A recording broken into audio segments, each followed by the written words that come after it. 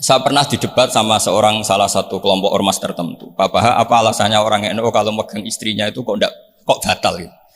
Wong istrinya digauli saja boleh, masa megang itu batal gitu.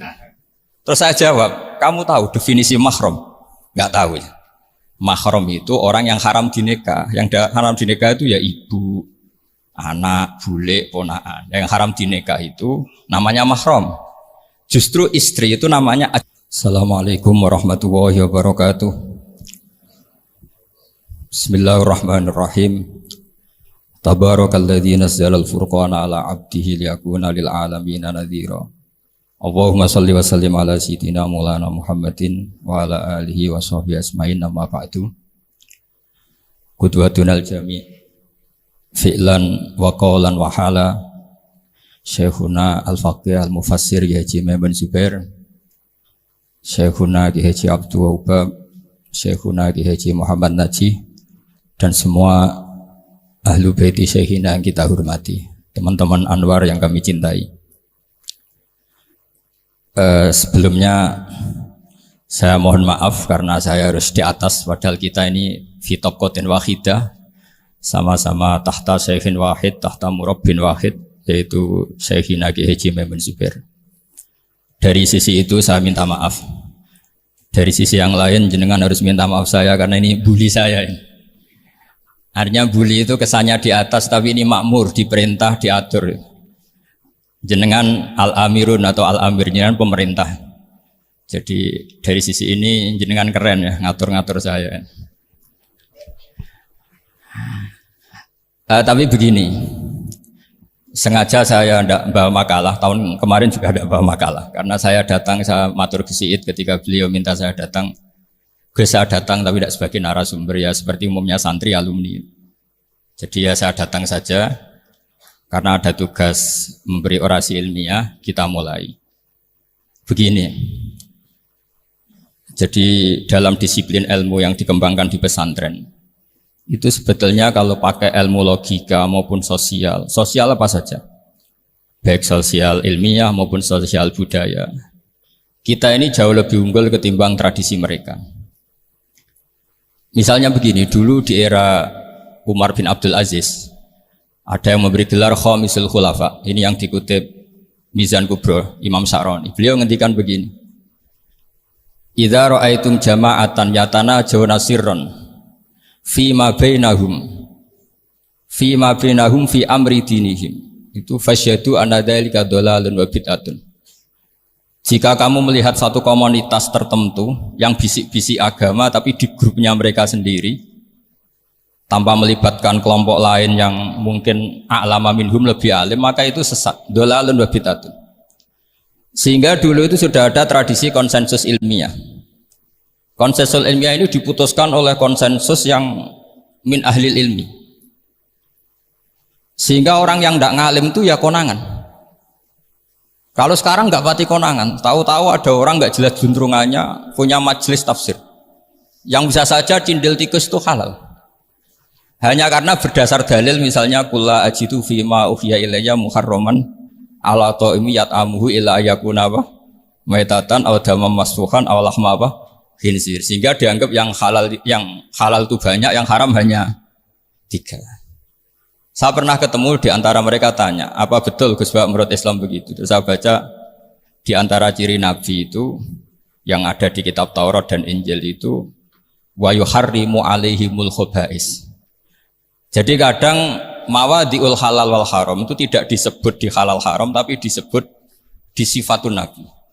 Sifatnya Nabi adalah wa yadau anhum israhum wal aghlal allati kanat alaihim. Di antara sekian sifat itu wa yuharrimu alaihimul khaba'is, dan Nabi mengharamkan sesuatu yang menjijikkan. Nah kira-kira itu cindil tikus itu kalau sampean dakok di ruang tamu jijikkan enggak? Ya jijik, ya sudah haram saja kata saya. Akhirnya sebagian mereka ya tobat, mau ngaji sama ahlinya. Dulu ketika Imam Malik ngarak Muwatta, itu beliau ngendikan. Dan ngendikan itu saya hafalkan. Ini ada di kitab Al-Manhalul Latif. Juga dikutip Gus Najih dalam kitabnya At-Tajridul Musaffa. Aradtu kitabi hadza ala sab'ina faqihan min fuqaha il-Madinah.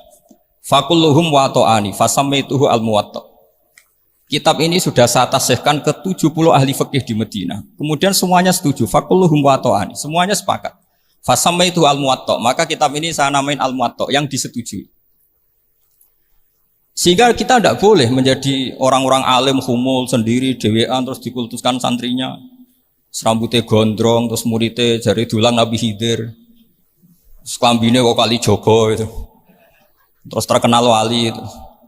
Ini kalau kita begitu bahaya. Makanya saya senang model pendidikan Anwar. Ilmu itu dikonsensuskan. Siapa yang alim di takrib, di mu'in, ada debat, ada macam-macam. Sehingga yang terbaik, baik secara ilmu maupun perilaku dituakan. Ini penting, kalau ilmu tidak dikontrol itu repot. Saya berikan contoh betapa kita lebih kritis ketimbang tradisi di kampus. Saya pernah didebat sama salah satu kelompok ormas tertentu. Pak Baha, apa alasannya orang NU kalau megang istrinya itu kok batal gitu? Wong istrinya digauli saja boleh, masa megang itu batal gitu. Terus saya jawab, kamu tahu definisi mahram? Enggak tahu ya. Mahram itu orang yang haram dinikah. Yang haram dinikah itu ya ibu, anak, bule, ponaan. Yang haram dinikah itu namanya mahram. Justru istri itu namanya ajnabiyah orang lain. Makanya boleh dinikah. Jadi statusnya istri itu orang lain ajnabiyah. Sehingga boleh dinikahi. Kalau mahram malah nggak boleh dinikahi. Mereka akhirnya sadar. Oh ternyata selama ini keliru. Membahasakan istri mahram itu keliru. Ya terus akhirnya dia jadi Syafi'i. Syafi'i dadaan tadi. Pernah juga ada seorang kiai yang kepikiran mau mengharamkan atau menganggap ada fidah kalau orang haji itu rokok. Rasanya kalau kata pakar-pakar Kuwaitar itu cengkeh itu wangi. Kalau cengkeh wangi berarti kalau haji rokok itu artinya pakai apa? Wangi. Itu hampir saja deal. Karena ya memang cengkeh itu wangi. Kemudian diingatkan sama kiai yang lain. Anda berani fatwa kalau orang Jumatan sunat ngerokok karena pakai pewangi? Terus wah iya ya, enggak jadi. Jadi ini pentingnya ilmu itu konsensus. Sehingga saya bicara di sini pede bukan karena saya merasa benar, enggak, kan nanti ada yang nasihin. Kalau benar ya sampean dukung, kalau salah ya tinggalkan saja, biasa saja. Karena kalau sampean sama-sama tadi saya sudah bilang tahta topkotin wahidah, kita tahta syekhin wahid, tahta mursyid wahid. Saya pikir ilmu saya dan sampean ya udah-udah. Kita beda jauh kan dengan Gus Naji karena beliau alim bisa ngarang kitab banyak. Kalau saya jenengan kan ya sama-sama nggak jelas gitu ya sudah pokoknya santai-santai saja. Pokoknya rileks saja. Yang jelas saya datang ke sini itu mau cerita kebanggaan saya sebagai orang pesantren, produk pesantren kalau kata Gus Barak tadi. Di kampus itu saya berkali-kali ketemu doktor, profesor dan mereka umumnya itu orang-orang yang galau, yang gelisah. Dan lucunya itu mereka memposisikan saya sebagai penasihat. Karena apa? Memang ilmu pesantren itu unik. Ilmu yang bisa menjawab problem apa saja. Mereka misalnya tanya begini, Pak Baha, saya ini orang kampung. Yang bapak saya itu utun kan? Utun itu lugu. Bisa menjadikan saya doktor, saya jadi dekan, saya jadi rektor. Tapi setelah di kota dengan sekian ilmu yang saya pelajari dari Eropa, dari Amerika, sekedar anak saya tidak narkoba itu sudah susah. Kok ranking? Nggak dengar anak saya ditangkap BNN itu sudah seneng saya. Artinya apa? Dia sadar ternyata kearifan lokal yang dididik para kiai menjadikan anak-anaknya jadi profesor, jadi dokter. Tapi dengan ilmu kedoktorannya orang menjadikan anaknya ranking itu susahnya bukan main. Karena nggak ada kearifan. Ilmu yang mereka anggap adalah dianggap ya, tentu tidak hakikat, eksak. Eksak saja sebetulnya tidak juga subjektivitas mereka. Misalnya begini, ini contoh sekian. Pernah saya lomba cepet-cepetan matematika. Kalau saya kan pernah dimintai konsultan sebagai badan Basnas Nasional. Mereka kalau ngitung ya zakat tijarah itu 2,5%. Mungkin zakat ziro'ah berapa? 10% atau 20%. Kangkang yang di sini tak pikir itu mesti bingung. Karena gaya porogabit itu mesti raiso. Dan mereka tak tantang, coba jenengan bikin porogabit, saya pakai matematika pesantren. Itu cepat saya. Karena matematika kita adalah matematika ummi. Ummi itu orang Arab. Ummiyin. Gak usah diterjemah apa, ya sudah ummiyin saja. Ummiyin itu keibu-ibuan lugu. Jadi kalau nggak bisa itu ya terlalu. Misalnya 2,5%. Kalau kita bilang kan rubul usyur. Ya sudah 1000 itu diusurkan dulu menjadi 10. Setelah 10 itu kan misalnya ya 1000 berarti usurnya 100. Ya kan? Setelah 100 cari rubuknya berapa? 25. Berarti setiap 1 juta 2,5% adalah 25. Mereka masih garap poro gapit, saya sudah cepat 1000 usurnya 100, rubuknya 25. Namanya rubuul usur. Begitu juga misalnya kita punya aset 100, nisful usurnya 10, nisfunya berarti 5. Itu rasa poro gapit cepat ketimbang sampean poro gapit 2,5% kan suwi. Terus dia tanya, Pak matematikanya kok cepat? Dapat ilmu dari mana? Pernah kuliah di mana? Ya saya ngaji di sarang sama Mbah Mun, terus saya ngaji beberapa ilmu. Nah, kelirunya rata-rata santri itu faro itu ya ora seneng. Nah, bulat. Nah ini cerita saja. Jadi kita bisa membuktikan ke khalayak ramai kalau kita tidak kalah. Khawarizm Al-Jabar terkenal di barat, Avicenna atau Ibnu Sina itu ya dengan ilmu-ilmu umum. Dan mereka fasih sekali menerangkan ilmu medis, ilmu apa. Fasih sekali. Sehingga ketika sekarang teknologi katanya adanya di barat, di Eropa, sebenarnya mereka itu kagum sama Islam. Karena mereka ngakui bahwa di antara ilmu itu dari Islam, zaman Khawarizm, zaman Al-Jabar, zaman Avicenna, zaman Ibnu Rus dan sebagainya. Saya beri sekian contoh dan ini saya bilang tanyakan ke orang kafir yang paling inat, paling lajab di dunia. Tanyakan ayat ini, pasti artinya seperti ini. Yaitu ketika ada fenomena likuifaksi, tentu kalau di Jogja kan ada grup ilmiah. Mereka tanya saya, Pak Bahak, apa ada teori manusia itu ditenggelamkan di bumi? Yang teori, bukan kasus, bukan peristiwa sejarah. Kalau peristiwa sejarah kan ada korun. Saya ditanya gitu terus saya jawab, Aamin tuman fis sama ayakhsifa bikumul ardo fa idza hiya tamur. Apa kamu merasa aman di dunia sementara pengendali langit, man fis sama itu pengendali langit. Ya siapa saja, bisa malaikat atau bisa Allah, man sing kudratu fis sama, itu ahli tafsir beda pendapat. Yang enggak beda yang enggak pernah nafsiri gitu. Jadi yang enggak beda karena enggak pernah nafsiri. Ayah sifat bikumul ardo, bahwa bumi ini bisa ditenggelamkan. Faidah ya tamur, ya memang bumi itu bisa meleleh. Terus saya memberi sekian argumentasi. Kalau kamu katakan justifikasi ilmiah karena kadung Islam dan kadung pegangan Quran, mungkin Anda akan bilang saya ini justifikasi, nyari pembenaran secara syariah. Tanyakan ke ahli lughat yang non Muslim, maknanya ayat itu tetap seperti itu. Begitu juga misalnya ayat wal ardi dzatis sodq, dan bumi yang berkarakter bisa retak. Sodqun itu retak. Dulu kita hanya punya contoh, misalnya biji-bijian jagung yang lembek, yang lemah, dan bumi yang keras, atau ketela atau bengkoang itu. Ternyata dengan segala kelemahan ini, biji-bijian ini bisa merekah, dan buminya yang ngalah memberi ruang. Ya, dulu ulama hanya nyontohkan tadi. Misalnya kalkhinto apa saja yang bisa bumi mengalah dengan proses tumbuhnya tanam.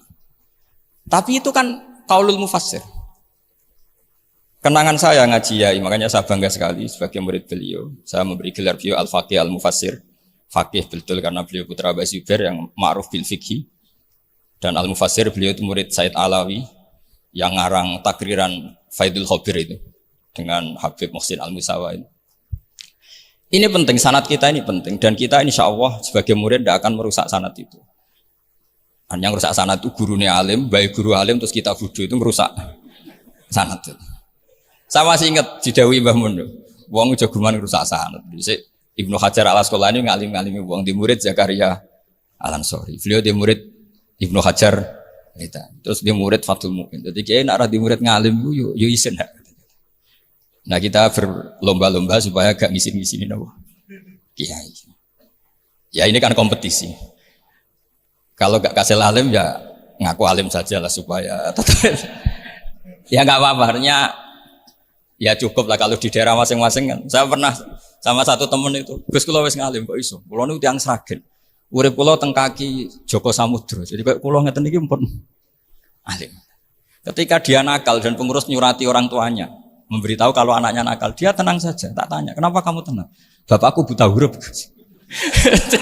Jadi pengurus nyurati ya tenang saja dia, karena dia tahu orang tuanya itu buta huruf. Kok nikmat kok gue enggak, saya najar. Ya tapi insya Allah barokatuh Syekhina semua itu tetap berkah.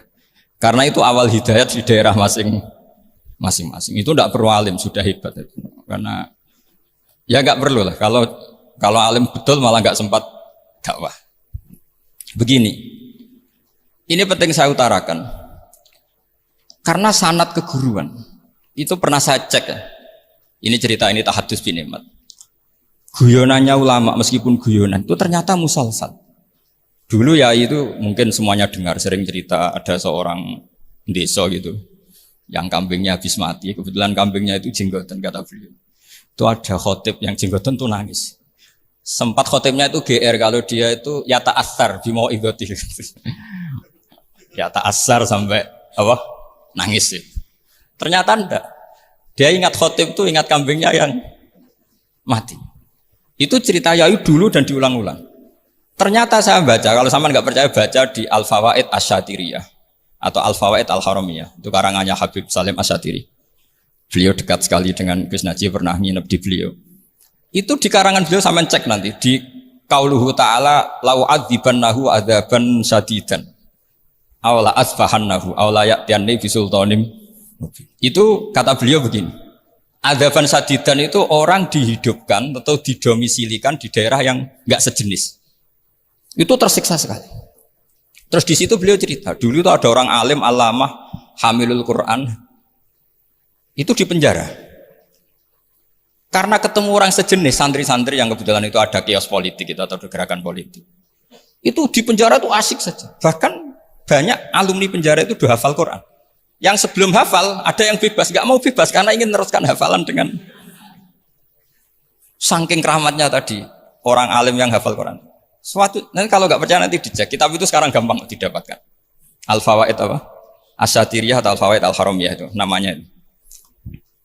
Itu ternyata terus penguasa ini ngerti, ini di penjara kok happy-happy saja malah mulang Quran. Di penjara mbek wong bedui sing ora roh wong alim ya ora roh kitab. Ternyata si bedui tadi pertama melihat syekh yang jenggotan tadi, ingatnya sama kambing tadi. Langsung dong ya Allah saya ingin bebas. Artinya betapa tersiksanya orang dikumpulkan orang yang tidak sejen. Dan guyonan itu ada di Al-Fawaid Asyatiriyah. Betapa ini al-arwah junudun mujannad. Mbah Mun muridnya Sayyid Alawi pernah cerita itu, meskipun dengan analogi kias yang beda. Sayyid Habib Salim Asyatiri itu malah cerita itu ditadwin, dimudawankan, yaitu ditulis di kitab. Itu kan luar biasa. Dan saya punya kitab itu. Kemudian yang sama lagi adalah Yai sering berkeyakinan annal ardo kurawiyah. Meskipun sampean mungkin lihat di video-video nak bumi itu flat. Itu orang nggak mau mikir mungkin ya. Annal ardo kurawiyah. Saya percaya beliau karena beliau orang alim dan saya percaya teori falak. Kemudian saya cek di tafsirnya Imam Habib Satiri tadi di ayat watarol jibala tahsabuha jamidata wa hiya tamurru marras sahab. Kata beliau annal ardo kurawiyah wa anna hadhil ardo tamurru kal jibal atau tamurru mamarul jibal marul jibal. Ketika dia ditanya apa alasannya, watarol jibala tahsabuha, kan ada kata tahsabuha. Tahsabu itu hasiba yahsabu husbanan. Kalau sebagian lughat hasiba yahsibu husbanan. Nah, itu sekarang kata beliau itu sekarang. Kenapa itu sekarang? Idlah husbana hunaka. Kan ada mufassir yang mengatakan tamur rumah sahab itu nunggu di akhirat. Wa tarol jibala tahsabu jamidata wa hiya tamurru marras sahab itu nunggu nanti di akhirat. Tapi kata Habib Salim Asyatiri tidak di dunia. Idlah husbana hunalika itu akhirat masih. Di akhirat husban itu artinya kan nyongko, ngiro. Di akhirat semuanya itu ilmul yakin, ainul yakin. Jadi kalau tahsabuha pasti di dunia karena adanya husban dugaan hanya ada di dunia. Lagi-lagi muwafaqah bainahu wa bain Habib Salim Asyatiri. Dan di situ detail sekali. Cara beliau nulis tafsir, pengalaman ngaji sama Sayyid Alawi, tanggalnya. Begitu juga saya dulu ngaji sama Yai banyak sekali, di antaranya yang saya syukur sekali yaitu tadi Ulumul Quran. Dulu di MGS yang ngajar Faidul Khobir beliau sendiri. Dan kita syukur sekali. Jadi ini pengalaman-pengalaman kita sebagai murid, sebagai penerus. Terus ketiga begini, ciri khas samahah atau samahan. Ini saya meskipun tidak bawa makalah, saya ini baca sekian takbir. Kenapa guru-guru kita di Indonesia itu menghindari tema-tema ekstrim atau tema-tema keras? Saya pikir di sini masyhur sekali, beliau sering ngendikan zada khusyu'an zada. Jalan kita hanya nirukan saja tapi tidak ikut menvonis.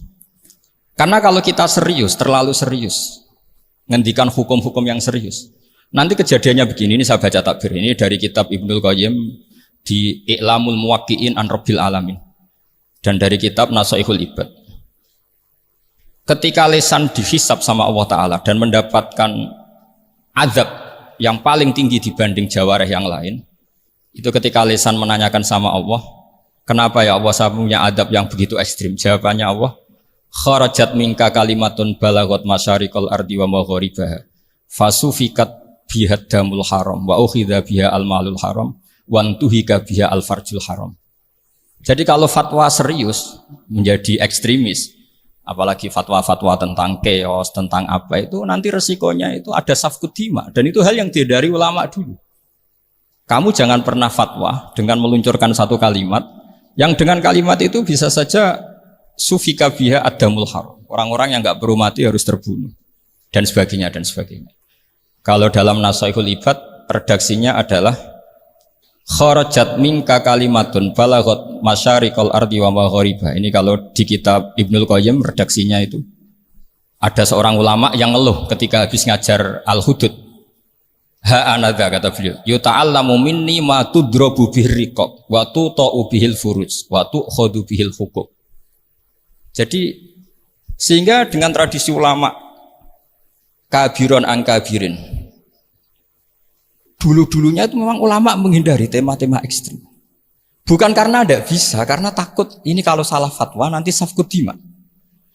Dan itu yang dilakukan Said Hasan bin Ali ketika beliau konflik, ya dengan tanda kutip konflik dengan Muawiyah. Kata beliau, bisa saja ini hak rajulin, ya sudah tak kembalikan ke dia. Bisa saja hak saya tak kasihkan ke dia. Haknan lidima'il muslimin. Tapi karena hukum itu adalah hukum yang sifatnya ijtihadiyah, beliau tetap menutup dengan makalah wa in adri la'allahu fitnatul lakum wa mata'un ilahin. Saya tidak tahu ini kayak apa, jangan-jangan ini hanya fitnah. Kenapa beliau tetap menutup hukum wa in adri dan kemudian ditiru terus oleh Imam Malik setiap ditanya sering bilang la adri, sampai yang tanya pernah mangkel. Ini pernah dikutip Gus Najih dalam kitab At-Tajridul Mustafa, juga ada di Al-Manhalul Latif. Kenapa sa'alim engkau selalu jawab la adri? Kata Imam Malik, jawab, saya ini orang jauh, kalau sampean bilang la adri nanti gimana? Saya laporannya yang disuruh tanya. Kata Imam Malik happy saja. Fa'abligh man wara'aka anni la adri. Enggak kamu tok yang harus tahu kamu saya la adri. Yo kandhani pisan umat temen aku yo la adri. Jadi ulama dulu, saking khosnya sama Allah, khosyah, bilang nggak tahu itu nggak masalah. Karena begitulah sanad mereka dalam hal-hal yang ijtihadiyah, yang potensi safkud dima. Saya ulang lagi, yang potensi safkud dima itu milih aman bilang la adri. Sampean kalau nggak percaya dicek di Sahih Muslim atau di kitab-kitab hadis sahih yang lainnya. Dan ini juga yang dipakai Ibnul Qayyim ketika bikin muqaddimah I'lamul Muwaqqi'in dalam Khotorul Fatwa. Ada seorang namanya itu Buraidah. Buraidah itu Amirul Jaish. Itu setiap mau perang atau punya MOU dengan kelompok lain, kata Rasulullah, jika mereka menginginkan kamu ala antun zilahum ala hukmillah wa ala hukmi rasulillah fala tunzilhum ala hukmillah wa ala hukmi rasulillah. Ada redaksi yang fi dhimmatillah wa fi dhimmati rasulillah. Walakin anzilhum ala hukmi. Posisikan bahwa MOU itu atas nama kesepakatan kamu dan mereka. Fa innaka la tadri atusiba hukmallahi amla, karena kamu tidak tahu apa kamu persis sebagaimana hukum Allah pada. Kamu tidak bisa misalnya secara fikih, misalnya ada Zaid ini kafir harbi, terus kamu bilang ini wajib diperangi karena kafir harbi. Oke, itu mungkin. Tapi masalahnya bisa saja khusus Zaid ini ada sunnatullah, ada ilmu Allah yang mau diberi hidayat sehingga ada perlakuan khusus. Sampai lihat dalam Asra Badrin. Itu yang ketangkap di Asra Badrin itu kan semuanya kafir harbi. Ini alhamdulillah ini beliau rawuh.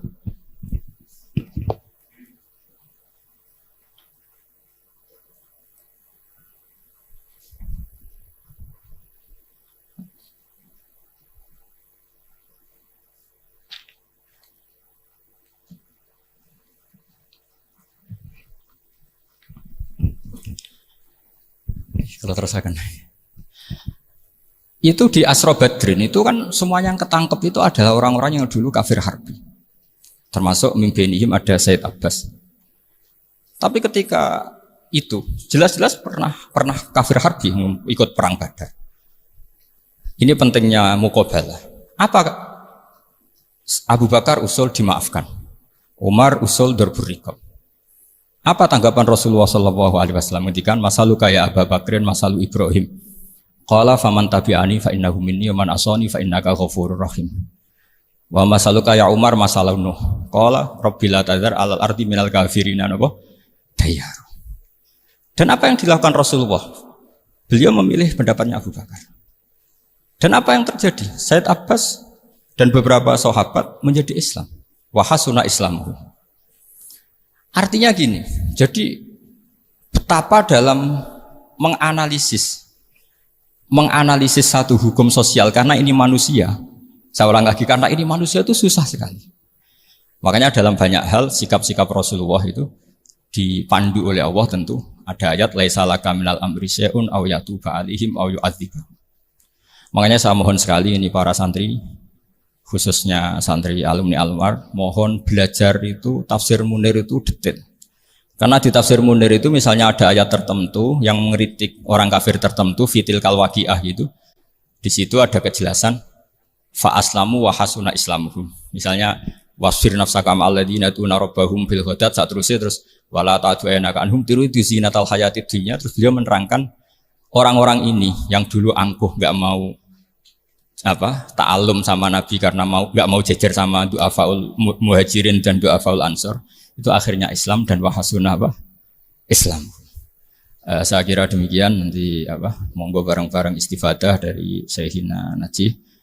Dan saya syukur sekali karena mendapatkan naskah At-Tajridul Mushaffa.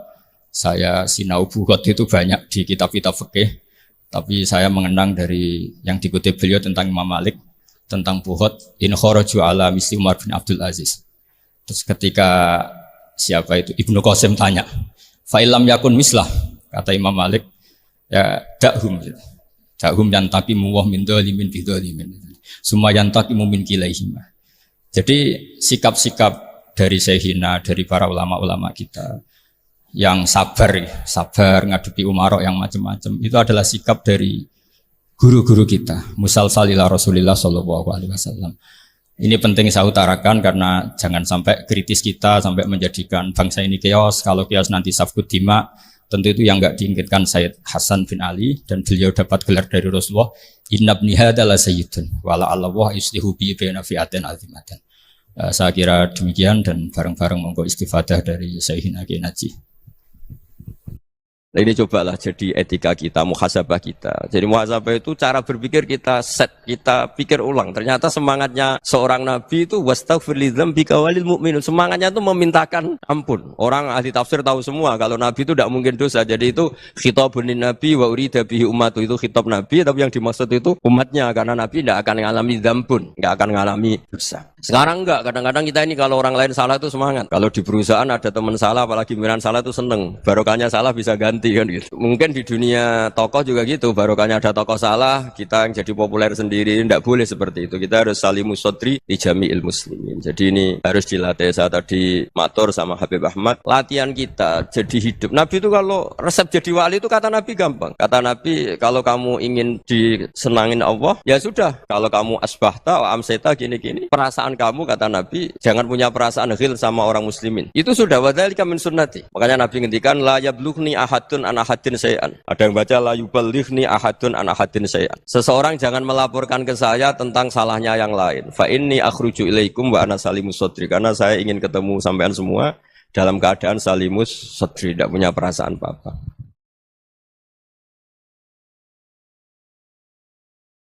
Dalam konteks Indonesia, muhasabah itu sudah jadi perilaku ya, karena dulu orang tua saya, guru-guru saya kalau ngandani itu, bayangkan kalau kamu jadi dia ya. Jadi misalnya kita mentang-mentang atasan, otoriter sama bawahan, bayangkan kalau kamu jadi yang bawahan itu kayak apa. Laukun tamakana, kalau orang Arab bilang, bayangkan kalau kamu di posisi dia. Makanya guyonannya orang-orang Indonesia itu kan orang ngaramkan judi gitu, bareng dikasih tahu. Tapi yang menang anak jenengan, alhamdulillah. Ternyata ngaramkan itu karena ada anaknya. Kalau anaknya yang menang ya seneng. Meskipun itu guyonan, tapi saya punya padanan itu dalam kitab Hikam. Nabi Ibrahim itu Khalilur Rahman, tentu bencinya minta ampun sama yang namanya maksiat. Suatu saat beliau diterbangkan di alam malakut. Itu kalau di Hikam saya halaman 15 juga. Saya masih ingat betul. Mungkin kalau Anda beda halaman karena beda cetakan. Atau nggak punya kitabnya. Atau punya tapi tidak bisa baca. Nah itu jadi berbagai kemungkinan. Atau punya tidak bisa baca tapi dianggap jimat. Atau digo pencitraan. Banyak itu kaji-kaji tidak bisa baca kitab tapi di ruang tamunya kitabnya besar-besar. Pencitraan itu. Tapi ya bagus lah, nggak apa-apa untuk syiar. Setelah diterbangkan di alam malakut, diperlihatkan sama Allah. Ada orang pezina, ada orang syaribul khomri, ada orang mabuk, ada orang macam-macam.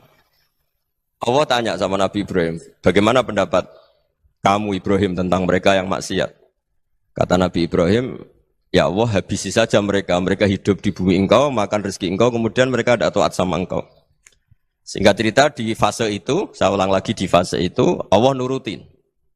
Sampai sekian peristiwa, mungkin 3 atau 4. Sudah, setelah sekian tahun Nabi Ibrahim lupa peristiwa itu, kemudian beliau diminta menyembelih anaknya. Ini versi kitab Hikam. Memang versinya banyak tentang kenapa Nabi Ibrahim disuruh menyembelih anaknya. Ketika mau menyembelih anaknya, Nabi Ibrahim ragu. Huwa samratu fuadi. Anak saya ini buah hati saya, kenapa engkau suruh menyembelih? Terus kata Allah, apa kamu tidak ingat ketika kamu saya angkat di alam malakut, kemudian kamu usul bunuh-bunuh, saya tidak mempertimbangkan usul Anda, tapi kenapa sekarang saya merintahkan kamu mikir? Gitu. Terus, ya karena ini anak saya ya Allah. Terus kata Allah, rumang samu wong sumpukon mata ini gak gawean kau sing gawe kowe enak wae usul mata ini. Jadi saya yang bikin, kemudian Anda enak aja usul membunuh. Semenjak itu Nabi Ibrahim itu di eranya itu asfaqun nas, orang paling sayang sama manusia. Karena kadang kita keras itu ya kebetulan tuh udah anak kita, ada keluarga kita. Cara orang Jawa itu kan gitu ya, kalau ada perempuan terus macak yang macam-macam pakai sepeda motor cowok terus wah itu luput suwuk, semoga-moga gini. Tapi setelah dikasih tahu, niku ponakane jenengan, semoga-moga selamat. Jadi jangan-jangan kemarin ahlil ma'asi itu kebetulan tuh tidak keluarga kita. Kalau keluarga kita yang pernah salah pada kita, semangat kita mintakan maaf. Jangan-jangan kita didikte hukum sosial gitu. Jadi orang yang salah, kebetulan tuh orang yang menservis kita. Atau keluarga kita, atau orang dekat kita. Jangan-jangan semangat kita mintakan ampun. Tapi kalau sama orang lain, kebetulan musuh kita semangatnya minta itu kena adab. Nah ini yang nggak boleh dalam Islam. Islam mengajarkan niru Rasulullah SAW, Nabi itu rahmatal lil alamin.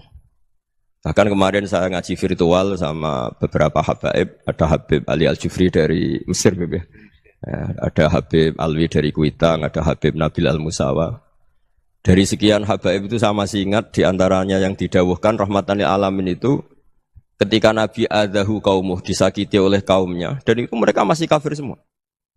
Itu mereka dapat doanya Nabi, Allahumma hdi qaumi fa innahum la ya'lamun. Kayak apa baiknya Nabi, orang yang menyakiti, yang melukai, tapi Nabi masih berdoa, Allahumma hdi qaumi fa innahum la ya'lamun. Sayyidina Umar dapat doanya Nabi itu yakhina kana kafiran, ketika masih kafir didoakan. Allahumma a'izzal Islam bi Umar. Itu ketika masih kafir. Itu pelajaran bagi kita bahwa yang sedang tidak cocok pun itu berdapat doa kita.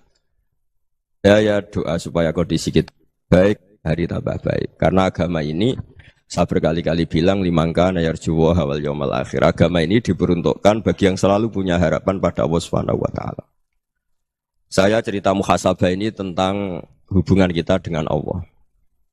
Di Indonesia itu banyak orang fasik, banyak orang nakal. Ya di mana-mana orang nakal itu ya mayoritas, wa aksaruhum fasikun. Tapi berkahnya harapan.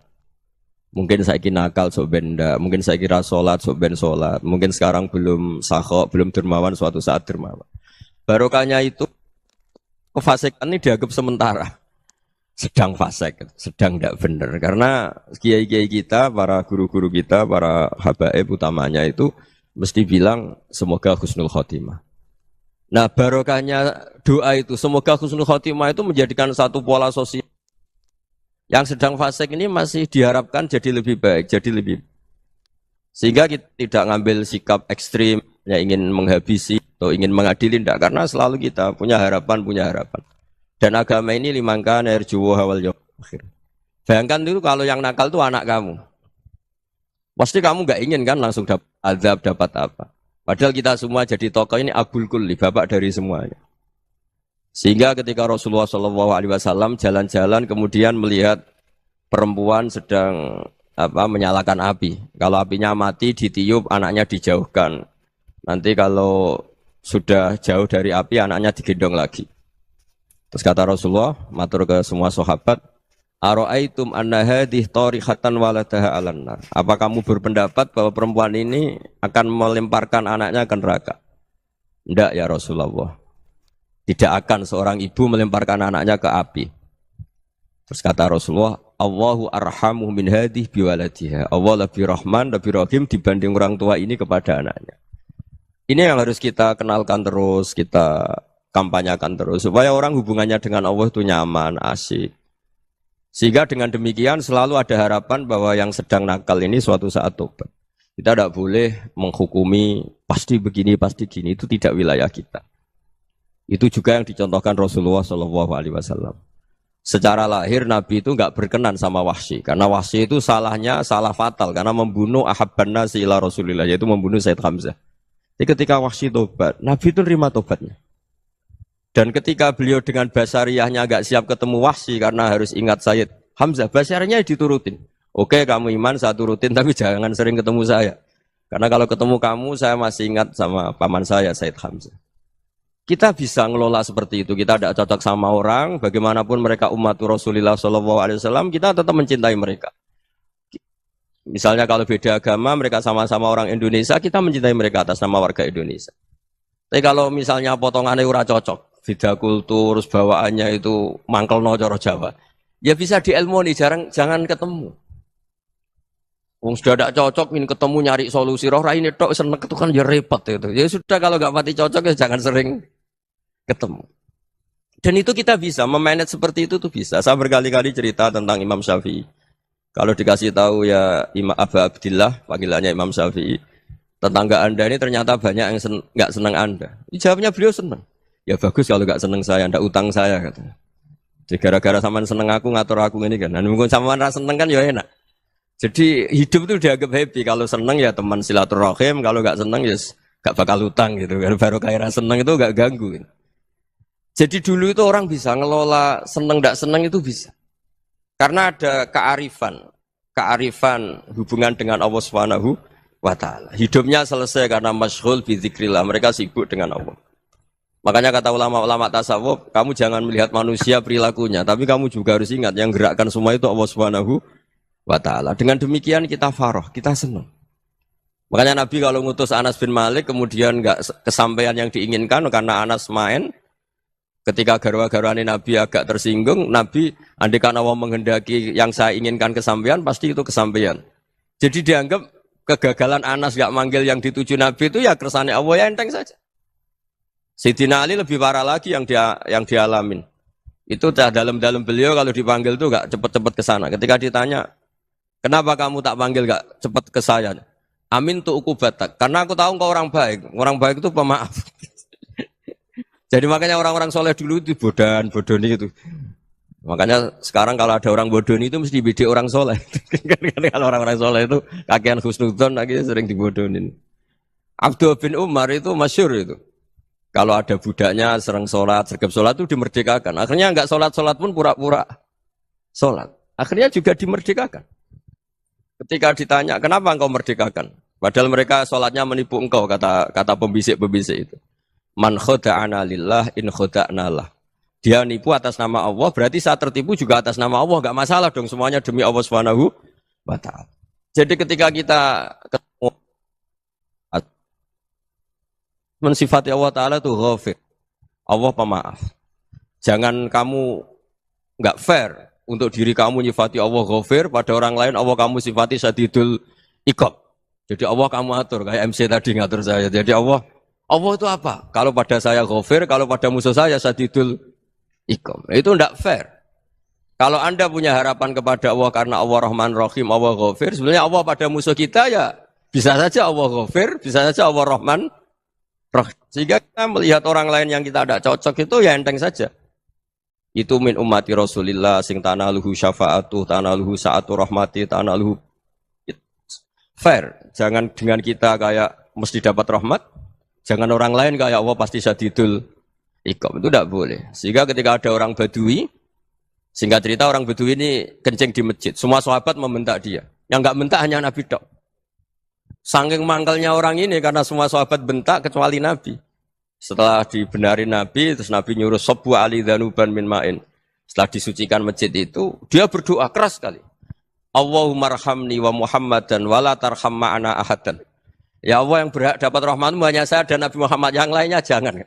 Karena yang lainnya tuh jengkelin, gitu aja saya salah dimarah-marahin. Gitu. Jadi kalau kamu doa terbatas ya kayak orang Bedui ini, kayak orang Arabi.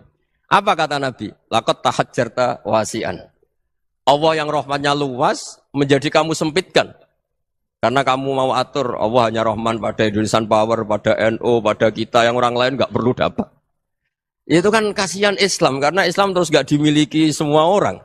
Allah nggak dimiliki semua orang, Rasulullah nggak dimiliki semua orang karena dipek NU, dipek ormas tertentu, dipek nggak boleh seperti itu. Nggak boleh takhasyar tawasian kata Nabi, nggak boleh mempersempit zat yang rahmatnya itu luas. Ini semoga etika ini kita pakai di Indonesia. Yang sedang fase kita harapkan lebih baik. Yang sedang nggak dapat hidayah kita doakan dapat apa? Hidayah.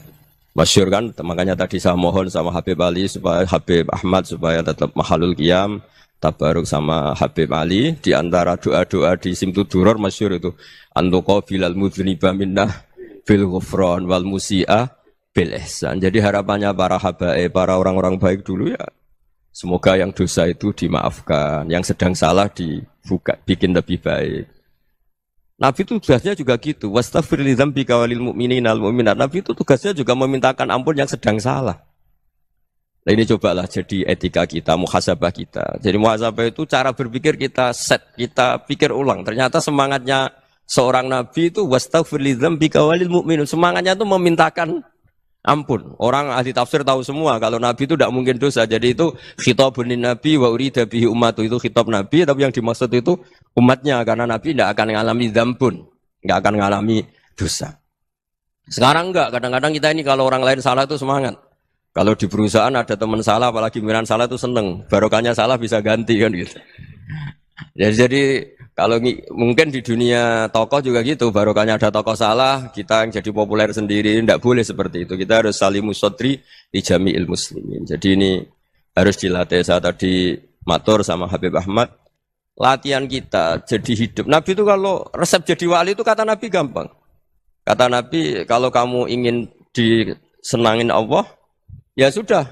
Kalau kamu asbahta, amseta, gini-gini, perasaan kamu kata Nabi, jangan punya perasaan ghil sama orang muslimin. Itu sudah wadzalika min sunnati. Makanya Nabi ngendikan la yablughni ahadun an ahadin syai'an. Ada yang baca la yuballighni ahadun an ahadin syai'an. Seseorang jangan melaporkan ke saya tentang salahnya yang lain. Fa inni akhruju ilaikum wa ana salimus sadri. Karena saya ingin ketemu sampean semua dalam keadaan salimus sadri, tidak punya perasaan apa-apa. Karena kalau nurutin pembisik, nurutin informasi itu ya repot karena orang pasti sepihak. Ada kiai yang top, datang ke kampung-kampung ning desa-desa. Kata yang seneng itu punya akhlak. Wah itu bagus orang besar datang ke kampung-kampung. Kata yang enggak seneng, wah itu jobnya kiai kecil kok diambil. Itu kan ya kasihan itu kan sudut pandang. Makanya saya sering bilang, akal kita ini cukup untuk mentasdik Rasulullah SAW. Meskipun perasaan kita kadang orang Jawa itu beda. Saya berkali-kali bilang sama peneliti dari Jogja, kenapa sih Gus para nabi itu kok poligami istrinya banyak? Nabi Dawud katanya itu berapa? Nabi Sulaiman malah jumlahnya agak terbatasin. Nabi Muhammad itu paling sedikit. Saya tanya gini, perempuan itu orang lemah, jadi kalau nolong orang satu gimana baik? Kalau nolong orang dua ya lebih baik, ya sudah kira-kira seperti itu. Paling tidak akal kita masih tahu kalau orang baik, itu kan mesti baik. Nolong orang satu baik, nolong orang dua ya lebih baik, nolong orang tiga lebih baik. Tapi kalau kamu orang nggak baik, satu saja kamu terlantarin, kamu miskinkan, kamu ya tinggal ukur kan. Kalau orang baik, nambah baik. Tapi kalau orang buruk, tambah buruk. Nah itu akal. Akal kita bisa menganalisis kenapa sih nikah itu ada yang poligami, ada yang enggak. Ya sudah, ukur saja diri kamu. Misalnya kayak saya elek keriting, rabi terus. Memperbanyak wong elek. Orang perilaku netok, raine dadi elek kabeh. Gitu. Tapi nak kowe ku ganteng, alim, ganteng, sugih. Anake ganteng-ganteng, berhubung kowe saleh ahli swarga kabeh. Mertua yo bangga karena karir kamu meyakinkan. Ini mertua kamu aja gak bangga mau nambah. Ipar gak bangga, mertua gak bangga, desa kamu yang kamu wayai juga gak. Beda dengan Nabi ketika nikah Juwairiyah itu gak ada pernikahan sebarokah Nabi dengan Juwairiyah itu asharu Rasulillah. Di situ habis perang banyak tawanan gara-gara jadi bisanya Nabi langsung dibebaskan semua karena asharu Rasulillah. Sekarang bisanya Kanjeng Nabi. Dulu Abu Sufyan mangkelnya bukan main sama Nabi. Gara-gara putrinya dinikah terus langsung jadi. Kalau kamu kan enggak, nikah satu, nikah lagi. Satu kampung musuh kamu. Karena istri pertama ya cemburu, yang kedua agak bangga. Wah itu selesai itu. Dunia wal akhirah. Maksud saya, nganalisis Islam itu harus pakai akal. Dan akal yang dipakai, ini saya bawa ke kitab Ihya, adalah pikiran-pikiran para ulama. Makanya ketika Imam Ghazali ketika ditanya, fakaifa bi muslimin fasikin asawaha fi jami'i amri. Kalau kalian ketemu orang fasik, orang Islam tapi fasik, perilakunya enggak ada yang benar. Kata Imam Ghazali jawabnya lucu, aneh. Ma min muslimin illa wa islamuhu ta'ah. Tidak ada orang Islam kecuali dia mau Islam, membenarkan Allah dan Rasul itu sudah taatnya dia. Kok kamu tidak bisa melihat taatnya dia? Dia pikirannya kan ini pemabuk, ini tukang apa. Tapi kata Imam Ghazali, sebenarnya kamu masih bisa berpikir positif. Ma min muslimin illa wa islamuhu ta'ah. Tidak ada seseorang Islam ketika dia milih Islam itu pasti ada taatnya, yaitu tasdik pada Allah dan tasdik kepada Rasulullah Shallallahu Alaihi Wasallam. Jadi dengan pola seperti itu, maka di antara guru-guru kita yang modern ya di era Mbah Maimun, di sini ada Habib Ahmad, Habib Salim, syair yang sering dibaca beliau adalah ada orang munajat sama Allah, ini cerita munajat. Itu orang itu ngendikan gini, ana muznibun, ana mukhtiun, ana asi, huwa rahimun, huwa ghafirun, huwa afi. Ya Allah, saya mukhti, saya orang yang salah. Ana mudnib, saya orang yang dosa. Ana asin, saya sering maksiat. Tapi engkau ya Allah, engkau ghafir, pemaaf. Engkau rahim, maha pengasih. Engkau afin, yang mudah memaafkan. Terus kata orang ini, ya agak kurang ajar, tapi saking senengnya sama Allah. Qobal tuhunna salasatan bisalasati. Ya gini saja ya Allah, sifat engkau diadu dengan sifat saya. Engkau Tuhan, Gusti, enggak boleh kalah katanya. Terus wasatahliban ausofu ausofi, dan kau pasti pemenangnya gitu. Jadi ada orang rayu Allah dengan cara seperti itu ya ada ya. Saya ini manusia, salah saya banyak. Engkau ampunannya banyak. Engkau Tuhan, Gusti, enggak boleh ampunan Anda, ampunan engkau kalah dengan salah saya. Enggak boleh Tuhan kok kalah. Nah, jadi untuk supaya orang punya harapan gitu. Banyak juga wali-wali yang jadab ketika datang ke makam Rasulullah SAW. Itu kalau dongo ya agak kacau sebetulnya, cara syariat agak kacau. Ya Allah, engkau punya dua pilihan. Jika engkau menjadikan saya soleh, surah habibu, yang senang kekasihmu, yaitu Rasulullah SAW. Tapi jika engkau menjadikan saya fasik, surah adubu, yang senang itu setan. Monggo jenengan mau menyenangkan kekasih jenengan, mau menyenangkan musuh jenengan, monggo. Jenengan bebas kok memilih. Nah, mestinya Allah ya senang menyenangkan kekasihnya. Jadi ya, intinya Allah dipaksa untuk menjadikan dia orang soleh gitu. Jadi kayak kemarin itu Pak Bu siapa? Kesini itu yang sama jenengan itu. Kuliah ke sini itu sama Habib Ahmad. Saya pertama enggak mau, lama-lama Habib Ahmad. Ini gimana, Gus? Orang taunya saya dekat jenengan, kalau enggak kasil saya waduh Habib. Ini kayak doanya wali yang tadi. Enggak punya pilihan, Bu. Enggak ada pilihan ini. Jadi saya mohon muhasabah itu dimulai cara berpikir. Makanya di sini sebetulnya teks ini supaya dapat barokahnya Ihya, ini kitab yang disenangi para habaib, para ulama. Sebetulnya teks di muhasabah itu redaksinya gini ya, yang lengkap loh. Hasibu anfusakum qabla an tuhasabu wa zinuha qabla an tuzanu wa tahayya'u lil ardil akbar. Jadi ada kata wazinu, jadi ukur. Perilaku Anda ini diukur, ditakar. Misalnya kita sebagai suami kan ya punya hal-hal yang kita tidak ideal. Cara wong Jawa mesti pesek. Cara rezeki ya pas-pasan itu.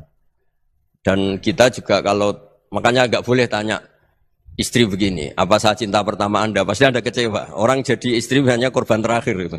Sudah. Karena orang kalau ngelamar kemana-mana gak jadi, yang jadi istri itu pasti korban terakhir itu. Jarang istri pilihan pertama, jarang. Ayo semua yang nikah. Rata-rata itu pilihan Anda pertama Pak, dari sekian ditolak di mana-mana terus.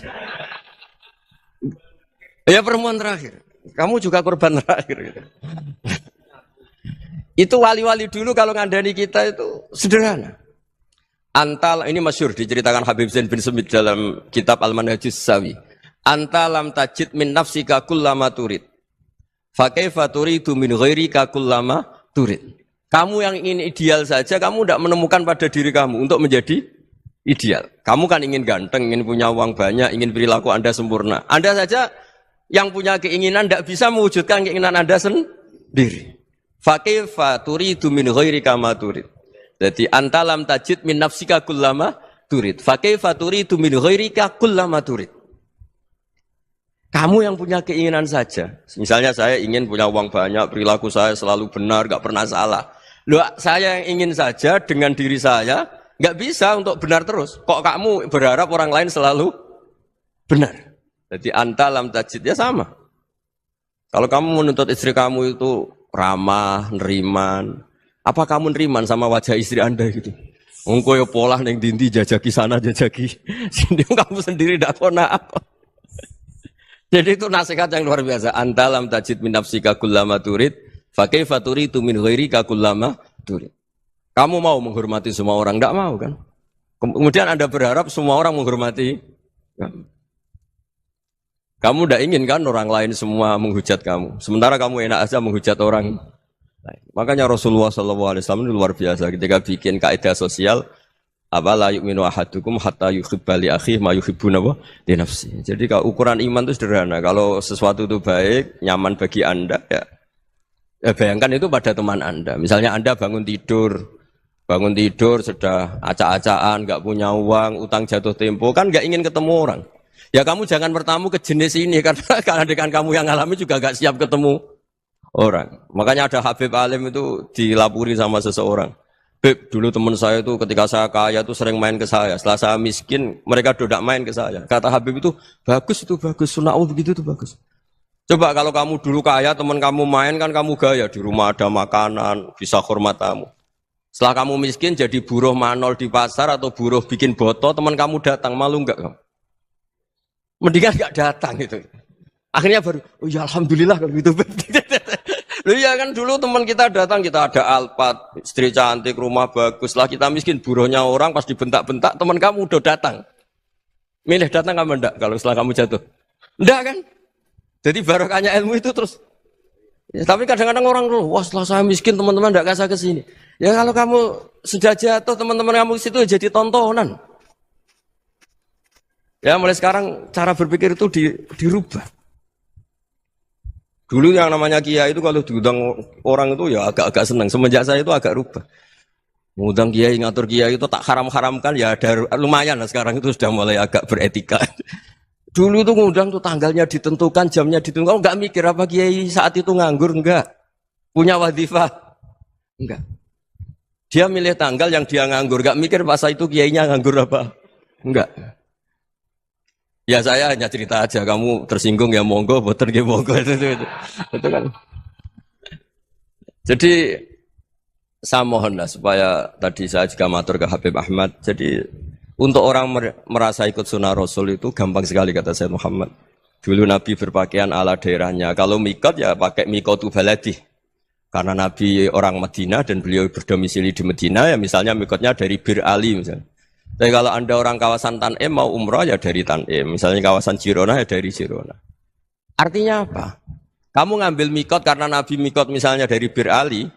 Bukan berarti kamu harus seperti Nabi di Bir Ali. Kamu orang Mekah misalnya. Kamu orang Tanim. Orang dia harus dari mikot itu apa? Baladi.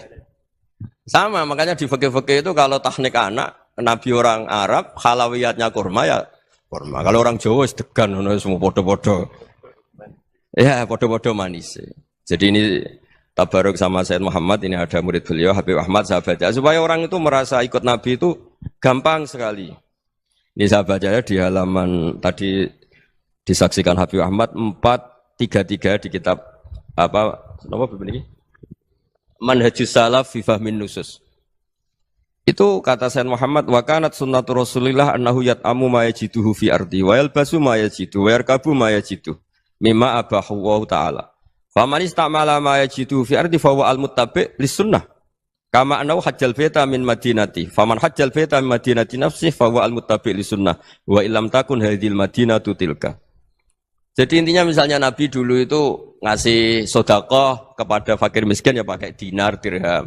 Ya kalau orang misalnya sedekah pakai rupiah ya sudah ikut sunnah Nabi. Jangan, lu Nabi pakai dinar loh, kamu kok pakai rupiah. Dulu dinarnya Nabi udah ada tulisannya Bank Indonesia, kamu kok ada tulisannya Bank. Ya tidak ada seperti itu. Ya jadi misalnya Nabi sedekah pakai tamar atau pakai al-aqid, ya kita pakai beras, pakai apa. Supaya orang tuh bahwa Rasulullah itu milik kafatal linnas, milik semuanya. Sehingga merasa ikut sunnah Nabi itu ya semuanya.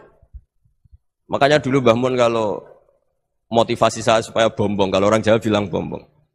Wong Jawa mesti ono wong alim. Beliau menyontohkan Mas itu Mbah Fadol, Senori, Mbah Ihsan Jambes. Itu bisa ngarang-ngarang kitab luar biasa. Padahal beliau bukan orang Arab. Imam Sibawai itu orang Persia. Imam Ghazali orang Tus itu juga ikut Persia. Kata Imam Mun, wong sing ora Arab lah mesti untuk jatah alim kata beliau. Karena Nabi itu diutus kafatal linnas. Nanti kalau orang yang alim itu Arab tok, berarti tidak ada perwakilan dari Afrika, dari Asia Tenggara, dari mana-mana. Makanya karena Nabi statusnya itu kafatal linnas. Jadi kita harus bangga sebagai Muslim, sebagai orang Indonesia karena misalnya Wali Kutub dulu terkenalnya hanya ada di Yaman, di mana. Ternyata pernah ada juga di Indonesia dan seperti Habib Abu Bakar Segaf Gresik.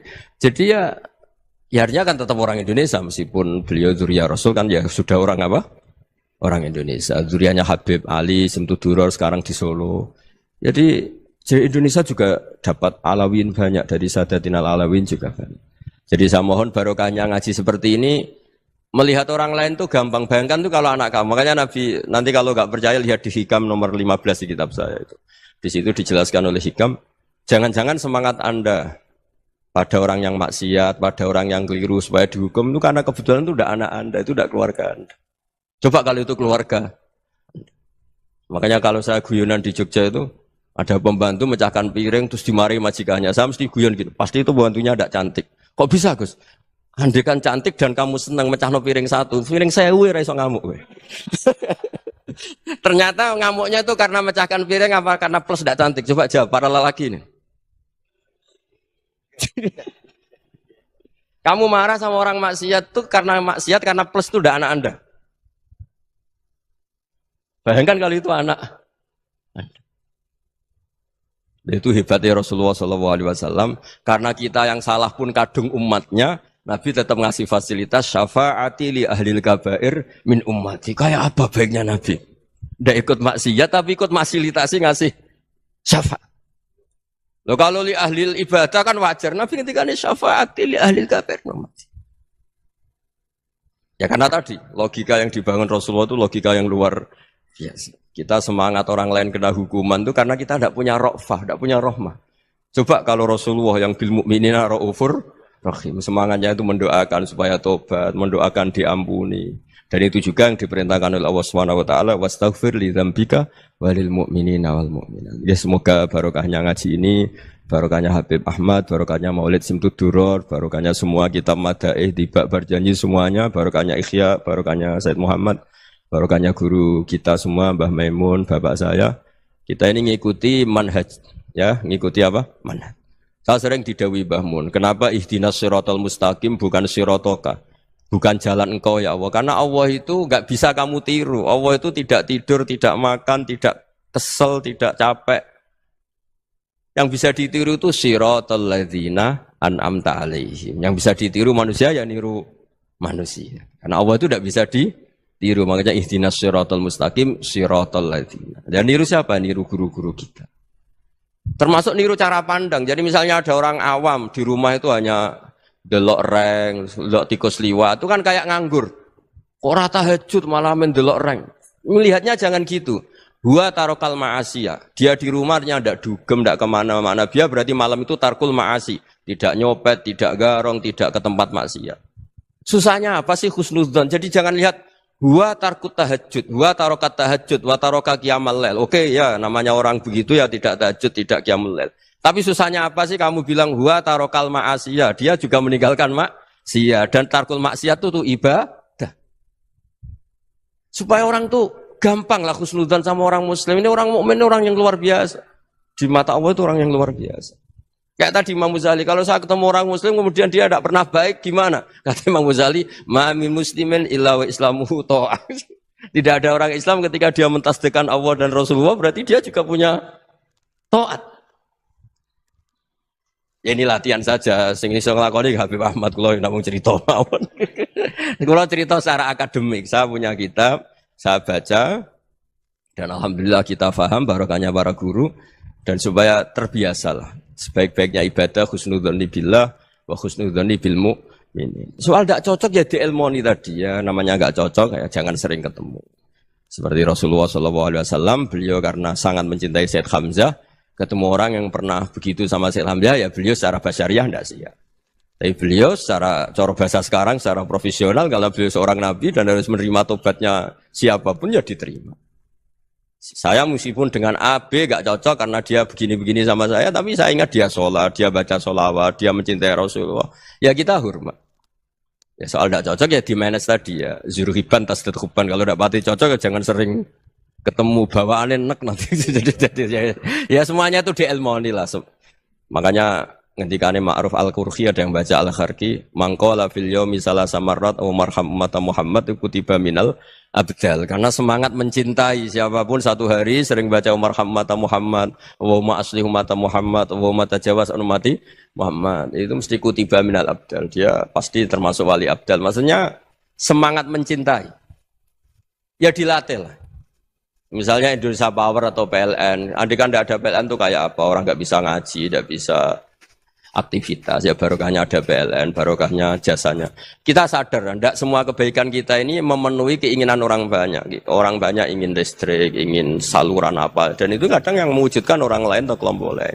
Ya karena itu manfaat ke orang lain ya kita doakan, karena khairunas anfa'uhum linnas. Sehingga kita terbiasalah ngakui orang lain. Seperti semangatnya Rasulullah SAW, semuanya itu didoakan, semuanya diinginkan kebaikannya. Bahkan Nabi gak putus asa sampai di akhirat. Ketika Nabi lain sudah putus asa karena sudah akhirat, sampai dimintai syafaat semuanya bilang nafsi, nafsi. Karena merasa semuanya enggak punya nyali di depan Allah. Karena ini sudah akhirat, sudah finish. Tapi apa Rasulullah? Analah. Ya sudah, saya sanggup mensyafaati kalian. Terus kata Nabi, fa'atiyal arsya. Saya mendatangi aras, fa'akhiru lahu sajidan, saya sujud. Wa ahmaduhu bimahamida allamaniha rabbi. Kemudian saya tetap muji Allah dengan pujian yang terus menerus. Padahal sudah di akhirat, sudah finish. Nabi dimintai syafaat masih sanggup. Karena Nabi tahu, akhirat tidak bisa mendikte Allah. Tidak bisa Allah terus bilang, ya Allah ini akhirat, engkau sudah tidak boleh mensyafaat. Tidak bisa. Allah tidak bisa diganggu akhirat. Allah tidak boleh dibatalkan rahmannya oleh akhirat. Allah tetap rahman rahim abadal abad. Dan Nabi tahu itu.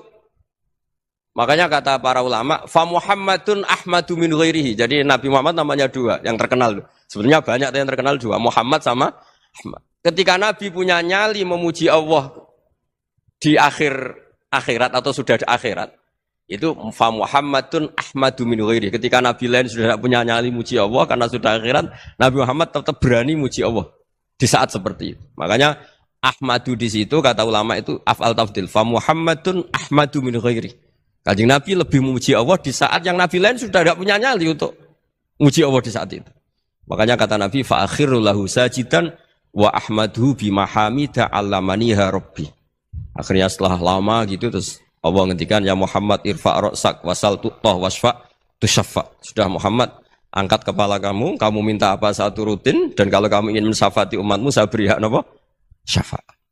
Nah, semoga semangat itu juga menjadikan kita munajat bahwa rahmat Allah tidak terbatas, harapan juga tidak batas. Mungkin yang sedang nakal ya kita katakan sedang. Jangan terus kamu pastikan, wah ini mesti suul khotimah, mesti tidak orang baik. Tidak, agama ini liman kana yarjuwa wal yaumal akhir, selalu bagi yang punya harapan. Ya, mugi-mugi dapat barokah semua. Mantu dengan kata wassalamualaikum warahmatullahi wabarakatuh. Dalam konteks Indonesia, muhasabah itu sudah jadi perilaku ya. Karena dulu orang tua saya, guru-guru saya kalau ngandani itu, bayangkan kalau kamu jadi dia ya. Jadi misalnya kita mentang-mentang atasan, otoriter sama bawahan. Bayangkan kalau kamu jadi yang bawahan itu kayak apa? Laukun tamakanah, kalau orang Arab bilang, bayangkan kalau kamu di posisi dia.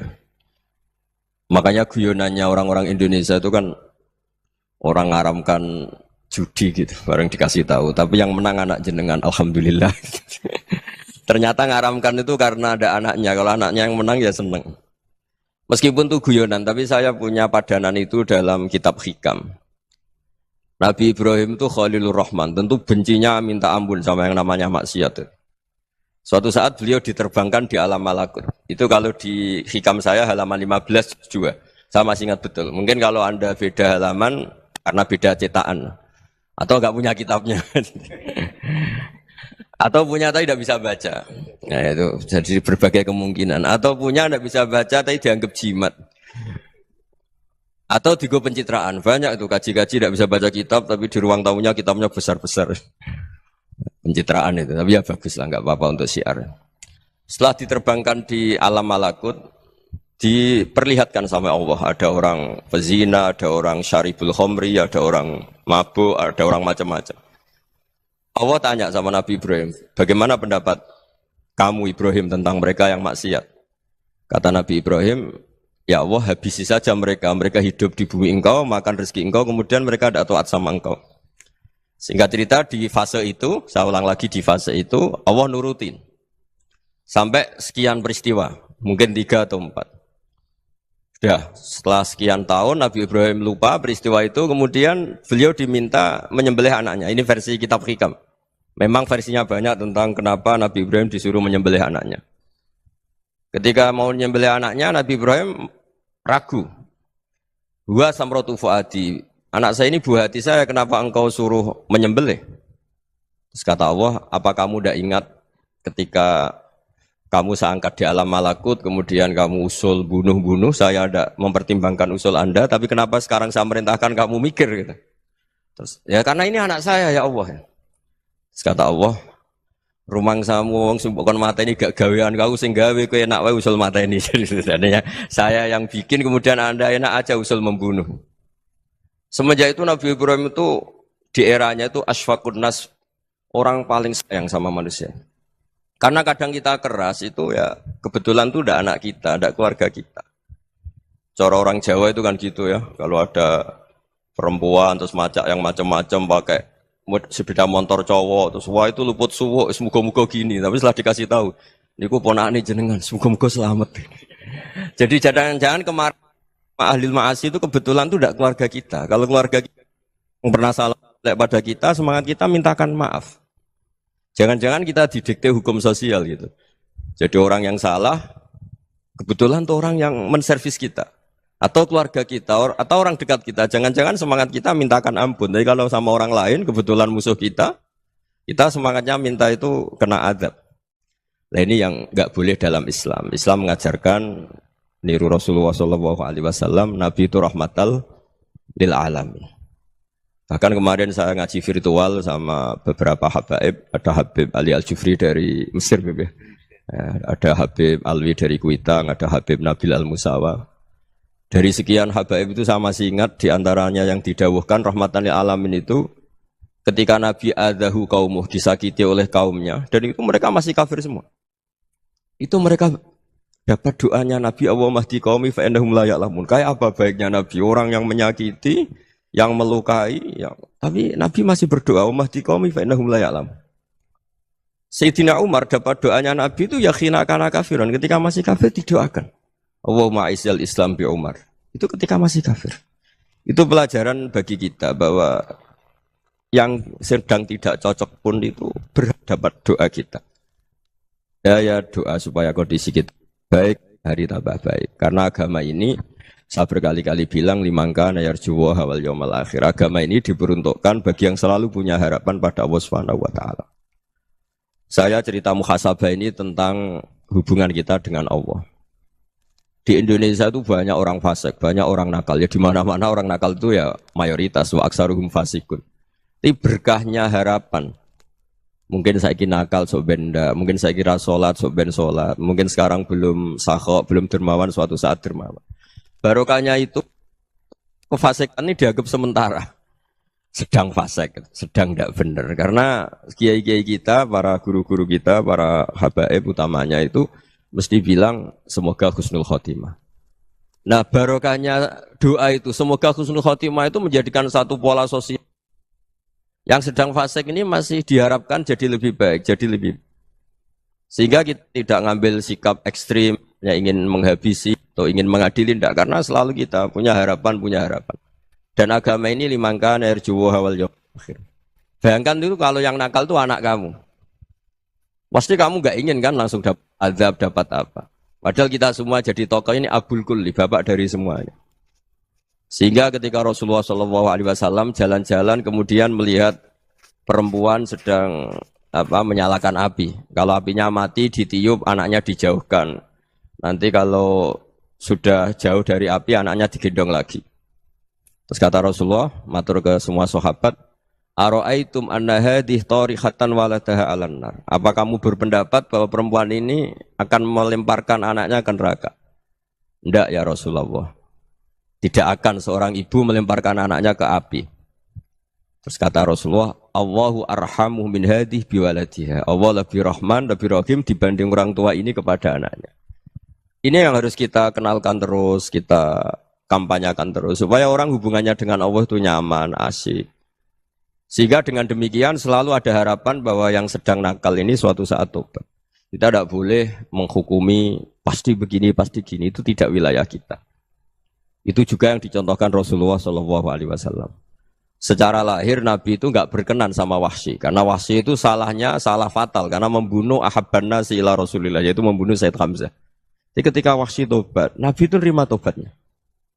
Dan ketika beliau dengan basariyahnya agak siap ketemu Wahsy karena harus ingat Sayyid Hamzah, basariyahnya diturutin. Oke, kamu iman, saya turutin, tapi jangan sering ketemu saya. Karena kalau ketemu kamu, saya masih ingat sama paman saya, Sayyid Hamzah. Kita bisa ngelola seperti itu. Kita tidak cocok sama orang, bagaimanapun mereka umat Rasulullah SAW, kita tetap mencintai mereka. Misalnya kalau beda agama, mereka sama-sama orang Indonesia, kita mencintai mereka atas nama warga Indonesia. Tapi kalau misalnya potongannya ora cocok, beda kultur, bawaannya itu mangkel no coro Jawa, ya bisa diilmoni, jangan ketemu. Wong sudah tidak cocok, ingin ketemu nyari solusi. Roh ini tok seneng itu kan ya repot itu. Ya sudah kalau nggak pati cocok ya jangan sering ketemu. Dan itu kita bisa memanage seperti itu tuh bisa. Saya berkali-kali cerita tentang Imam Syafi'i. Kalau dikasih tahu ya Imam Abu Abdillah, panggilannya Imam Syafi'i, tetangga Anda ini ternyata banyak yang nggak senang Anda. Jawabnya beliau senang. Ya bagus kalau nggak senang saya, ndak utang saya katanya. Jadi gara-gara sampean seneng aku ngatur aku ini kan. Dan mungkin sampean rasa seneng kan ya enak. Jadi hidup itu dianggap happy. Kalau seneng ya teman silaturahim, kalau nggak seneng ya nggak bakal utang gitu. Baru kayak seneng itu nggak ganggu. Gitu. Jadi dulu itu orang bisa ngelola seneng nggak seneng itu bisa. Karena ada kearifan hubungan dengan Allah Subhanahu wa taala. Hidupnya selesai karena masyghul bi dzikrillah. Mereka sibuk dengan Allah. Makanya kata ulama-ulama tasawuf, kamu jangan melihat manusia perilakunya, tapi kamu juga harus ingat yang gerakkan semua itu Allah Subhanahu wa ta'ala. Dengan demikian kita farah, kita senang. Makanya Nabi kalau ngutus Anas bin Malik kemudian enggak kesampaian yang diinginkan karena Anas main, ketika garwa-garwani Nabi agak tersinggung, Nabi andaikan Allah menghendaki yang saya inginkan kesampaian, pasti itu kesampaian. Jadi dianggap kegagalan Anas enggak manggil yang dituju Nabi itu ya kersane Allah, ya enteng saja. Sayyidina Ali lebih parah lagi yang dialamin. Itu dalam-dalam beliau kalau dipanggil itu enggak cepat-cepat ke sana. Ketika ditanya, kenapa kamu tak panggil gak cepat ke saya? Amin tu ukubatak. Karena aku tahu kau orang baik. Orang baik itu pemaaf. Jadi makanya orang-orang soleh dulu itu bodoni itu. Makanya sekarang kalau ada orang bodoni itu mesti beda orang soleh. Kalau orang-orang soleh itu kakean husnudzon akhirnya sering dibodonin. Abdul bin Umar itu masyhur itu. Kalau ada budaknya sering sholat, sergap sholat itu dimerdekakan. Akhirnya nggak sholat pun pura-pura sholat. Akhirnya juga dimerdekakan. Ketika ditanya, kenapa engkau merdekakan? Padahal mereka sholatnya menipu engkau, kata pembisik-pembisik itu. Man khoda'ana lillah in khoda'na lah. Dia nipu atas nama Allah, berarti saat tertipu juga atas nama Allah. Gak masalah dong, semuanya demi Allah Subhanahu wa ta'ala. Mensifati Allah Ta'ala itu ghafir. Allah pemaaf. Jangan kamu gak fair untuk diri kamu nyifati Allah ghafir, pada orang lain Allah kamu sifati syadidul iqab. Jadi Allah kamu atur, kayak MC tadi ngatur saya. Jadi Allah itu apa? Kalau pada saya ghafir, kalau pada musuh saya syadidul iqab. Itu tidak fair. Kalau Anda punya harapan kepada Allah karena Allah Rahman Rahim, Allah ghafir, sebenarnya Allah pada musuh kita ya bisa saja Allah ghafir, bisa saja Allah Rahman Rahim. Sehingga kita melihat orang lain yang kita tidak cocok itu ya enteng saja.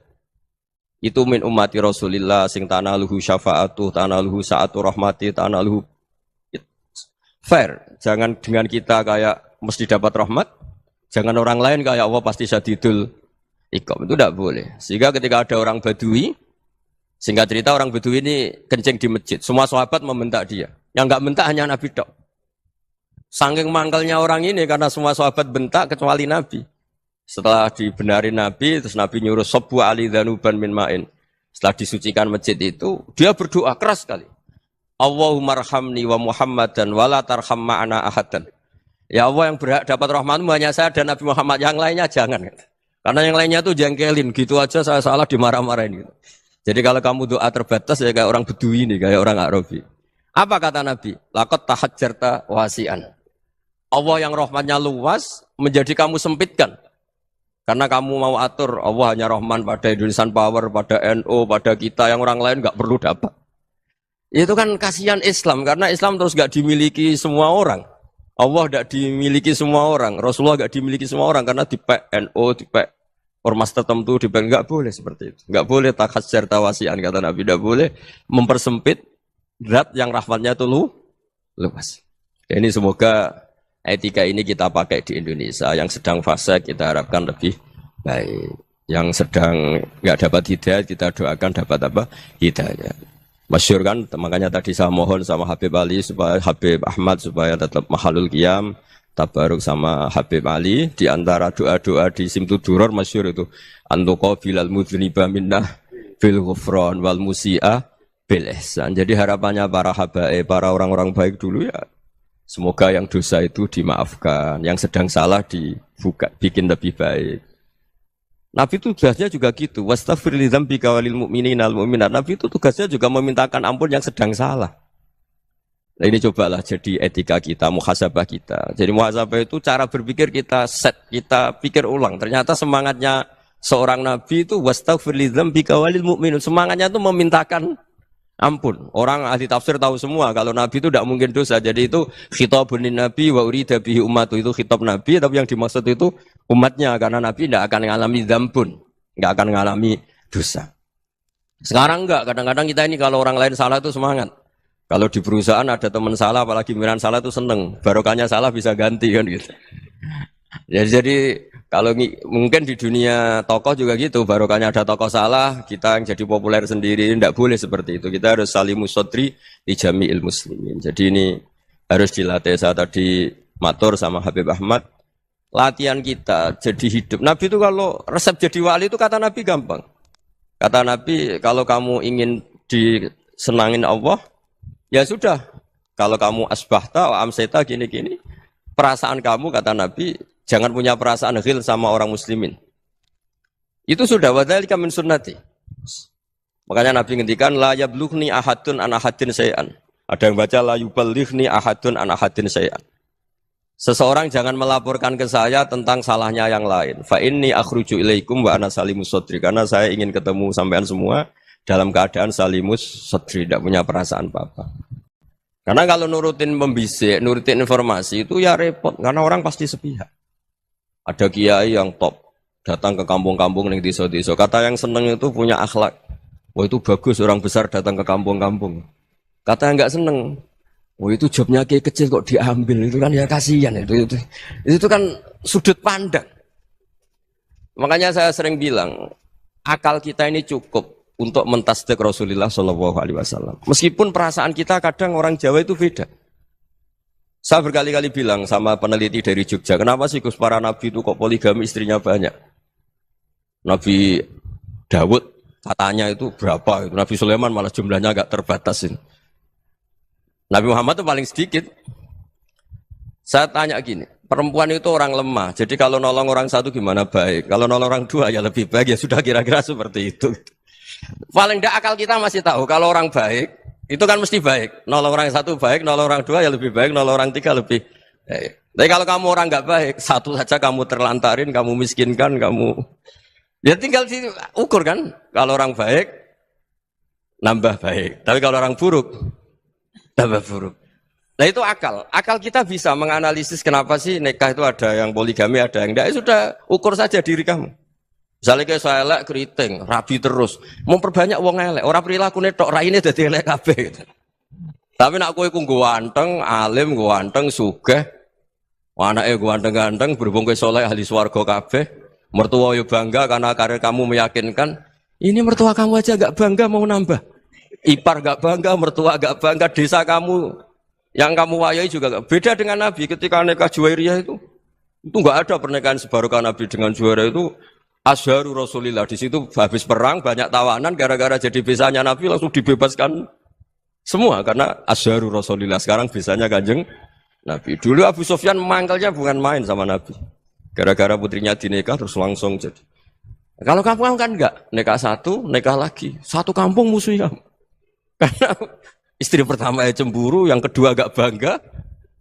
Wah itu selesai itu. Dunia wal akhirah. Maksud saya, nganalisis Islam itu harus pakai akal. Dan akal yang dipakai, ini saya bawa ke kitab Ihya, adalah pikiran-pikiran para ulama. Makanya ketika Imam Ghazali ketika ditanya, fakaifa bi muslimin fasikin, asawwaha fi jami'i amri. Kalau kalian ketemu orang fasik, orang Islam tapi fasik, perilakunya enggak ada yang benar. Kata Imam Ghazali jawabnya lucu, aneh. Ma min muslimin illa wa islamuhu ta'ah. Tidak ada orang Islam kecuali dia mau Islam, membenarkan Allah dan Rasul itu sudah taatnya dia. Kok kamu tidak bisa melihat taatnya dia? Dia pikirannya kan ini pemabuk, ini tukang apa. Tapi kata Imam Ghazali, sebenarnya kamu masih bisa berpikir positif. Ma min muslimin illa wa islamuhu ta'ah. Tidak ada seseorang Islam ketika dia milih Islam itu pasti ada taatnya, yaitu tasdik pada Allah dan tasdik kepada Rasulullah Shallallahu Alaihi Wasallam. Jadi dengan pola seperti itu, maka di antara guru-guru kita yang modern ya di era Mbah Maimun, di sini ada Habib Ahmad. Habib Salim, syair yang sering dibaca beliau adalah ada orang munajat sama Allah, ini cerita munajat. Itu orang itu ngendikan gini, ana mutnibun, ana mukhtiun, ana asi. Huwa rahimun, huwa ghafirun, huwa afi. Ya Allah, saya mukhti, saya orang yang salah. Ana mutnib, saya orang yang dosa. Ana asin, saya sering maksiat. Tapi engkau ya Allah, engkau ghafir, pemaaf. Engkau rahim, maha pengasih. Engkau afin, yang mudah memaafkan. Terus kata orang ini, ya agak kurang ajar, tapi saking senengnya sama Allah. Qobal tuhunna salasatan bisalasati. Ya gini saja ya Allah, sifat engkau diadu dengan sifat saya. Engkau Tuhan, Gusti, enggak boleh kalah katanya. Terus wasatahliban ausofu ausofi, dan engkau pasti pemenangnya gitu. Jadi ada orang rayu Allah dengan cara seperti itu ya ada ya. Saya ini manusia, salah saya banyak. Engkau ampunannya banyak.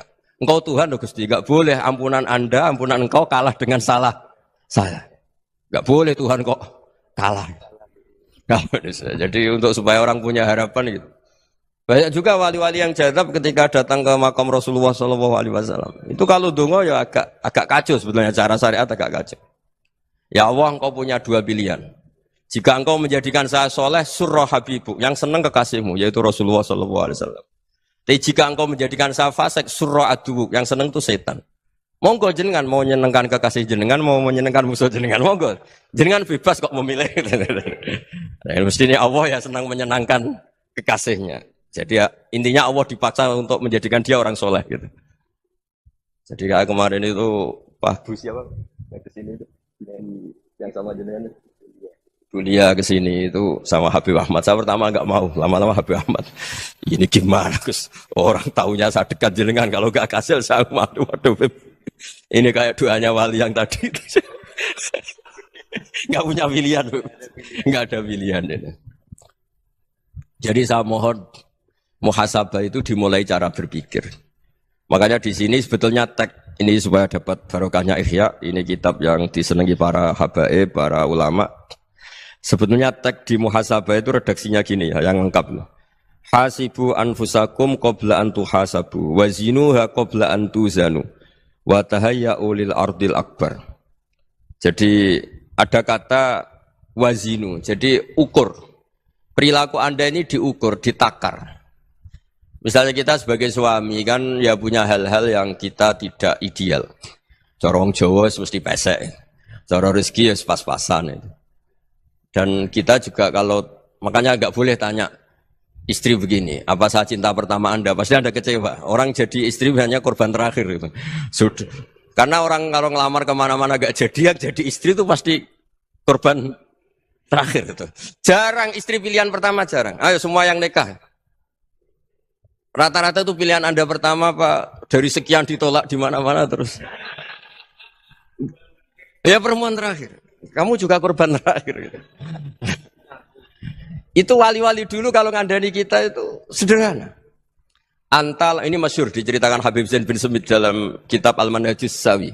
Anta lam tajid min nafsika kullama turid.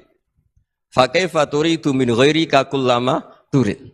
Kamu yang ingin ideal saja kamu tidak menemukan pada diri kamu untuk menjadi ideal. Kamu kan ingin ganteng, ingin punya uang banyak, ingin perilaku Anda sempurna. Anda saja yang punya keinginan tidak bisa mewujudkan keinginan Anda sendiri.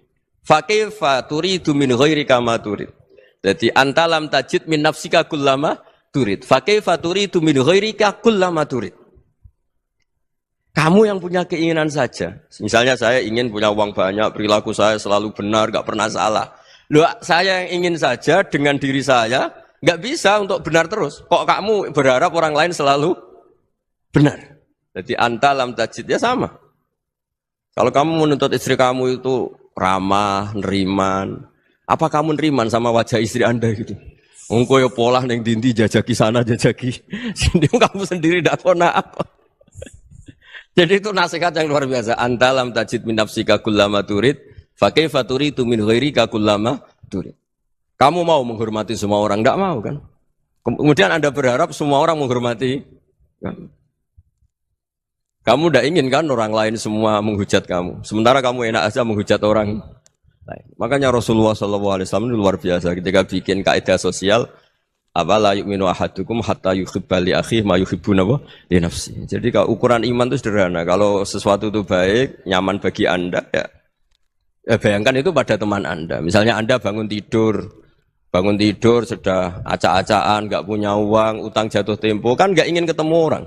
Ya kamu jangan bertamu ke jenis ini karena dengan kamu yang alami juga gak siap ketemu orang. Makanya ada Habib Alim itu dilapuri sama seseorang. Beb, dulu teman saya itu ketika saya kaya itu sering main ke saya. Setelah saya miskin, mereka tidak main ke saya. Kata Habib itu bagus, sunahul begitu itu bagus. Coba kalau kamu dulu kaya, teman kamu main kan kamu gaya. Di rumah ada makanan, bisa hormat tamu. Setelah kamu miskin jadi buruh manol di pasar atau buruh bikin boto, teman kamu datang, malu enggak kamu? Mendingan gak datang gitu. Akhirnya baru, oh ya alhamdulillah kalau gitu.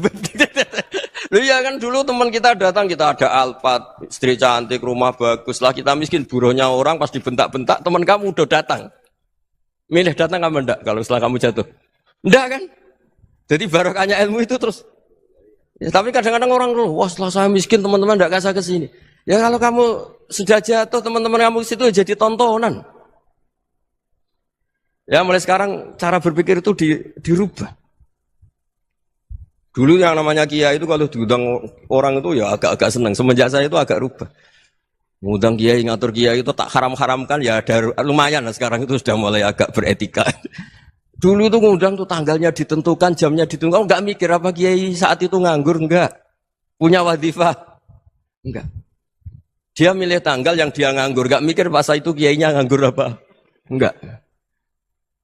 Ya saya hanya cerita aja, kamu tersinggung ya monggo, boten nggih monggo itu kan. Jadi saya mohonlah supaya tadi saya juga matur ke Habib Ahmad. Jadi untuk orang merasa ikut sunnah Rasul itu gampang sekali kata Sayyid Muhammad. Dulu Nabi berpakaian ala daerahnya. Kalau mikot ya pakai mikotu baladi. Karena Nabi orang Madinah dan beliau berdomisili di Madinah, ya misalnya mikotnya dari Bir Ali misalnya. Tapi kalau Anda orang kawasan Tanim mau umrah ya dari Tanim, misalnya kawasan Jirona ya dari Jirona. Artinya apa? Kamu ngambil mikot karena Nabi mikot misalnya dari Bir Ali, bukan berarti kamu harus seperti Nabi di Bir Ali, kamu orang Mekah, misalnya kamu orang Tanim, orang dia harus dari mikot itu apa? Baladi.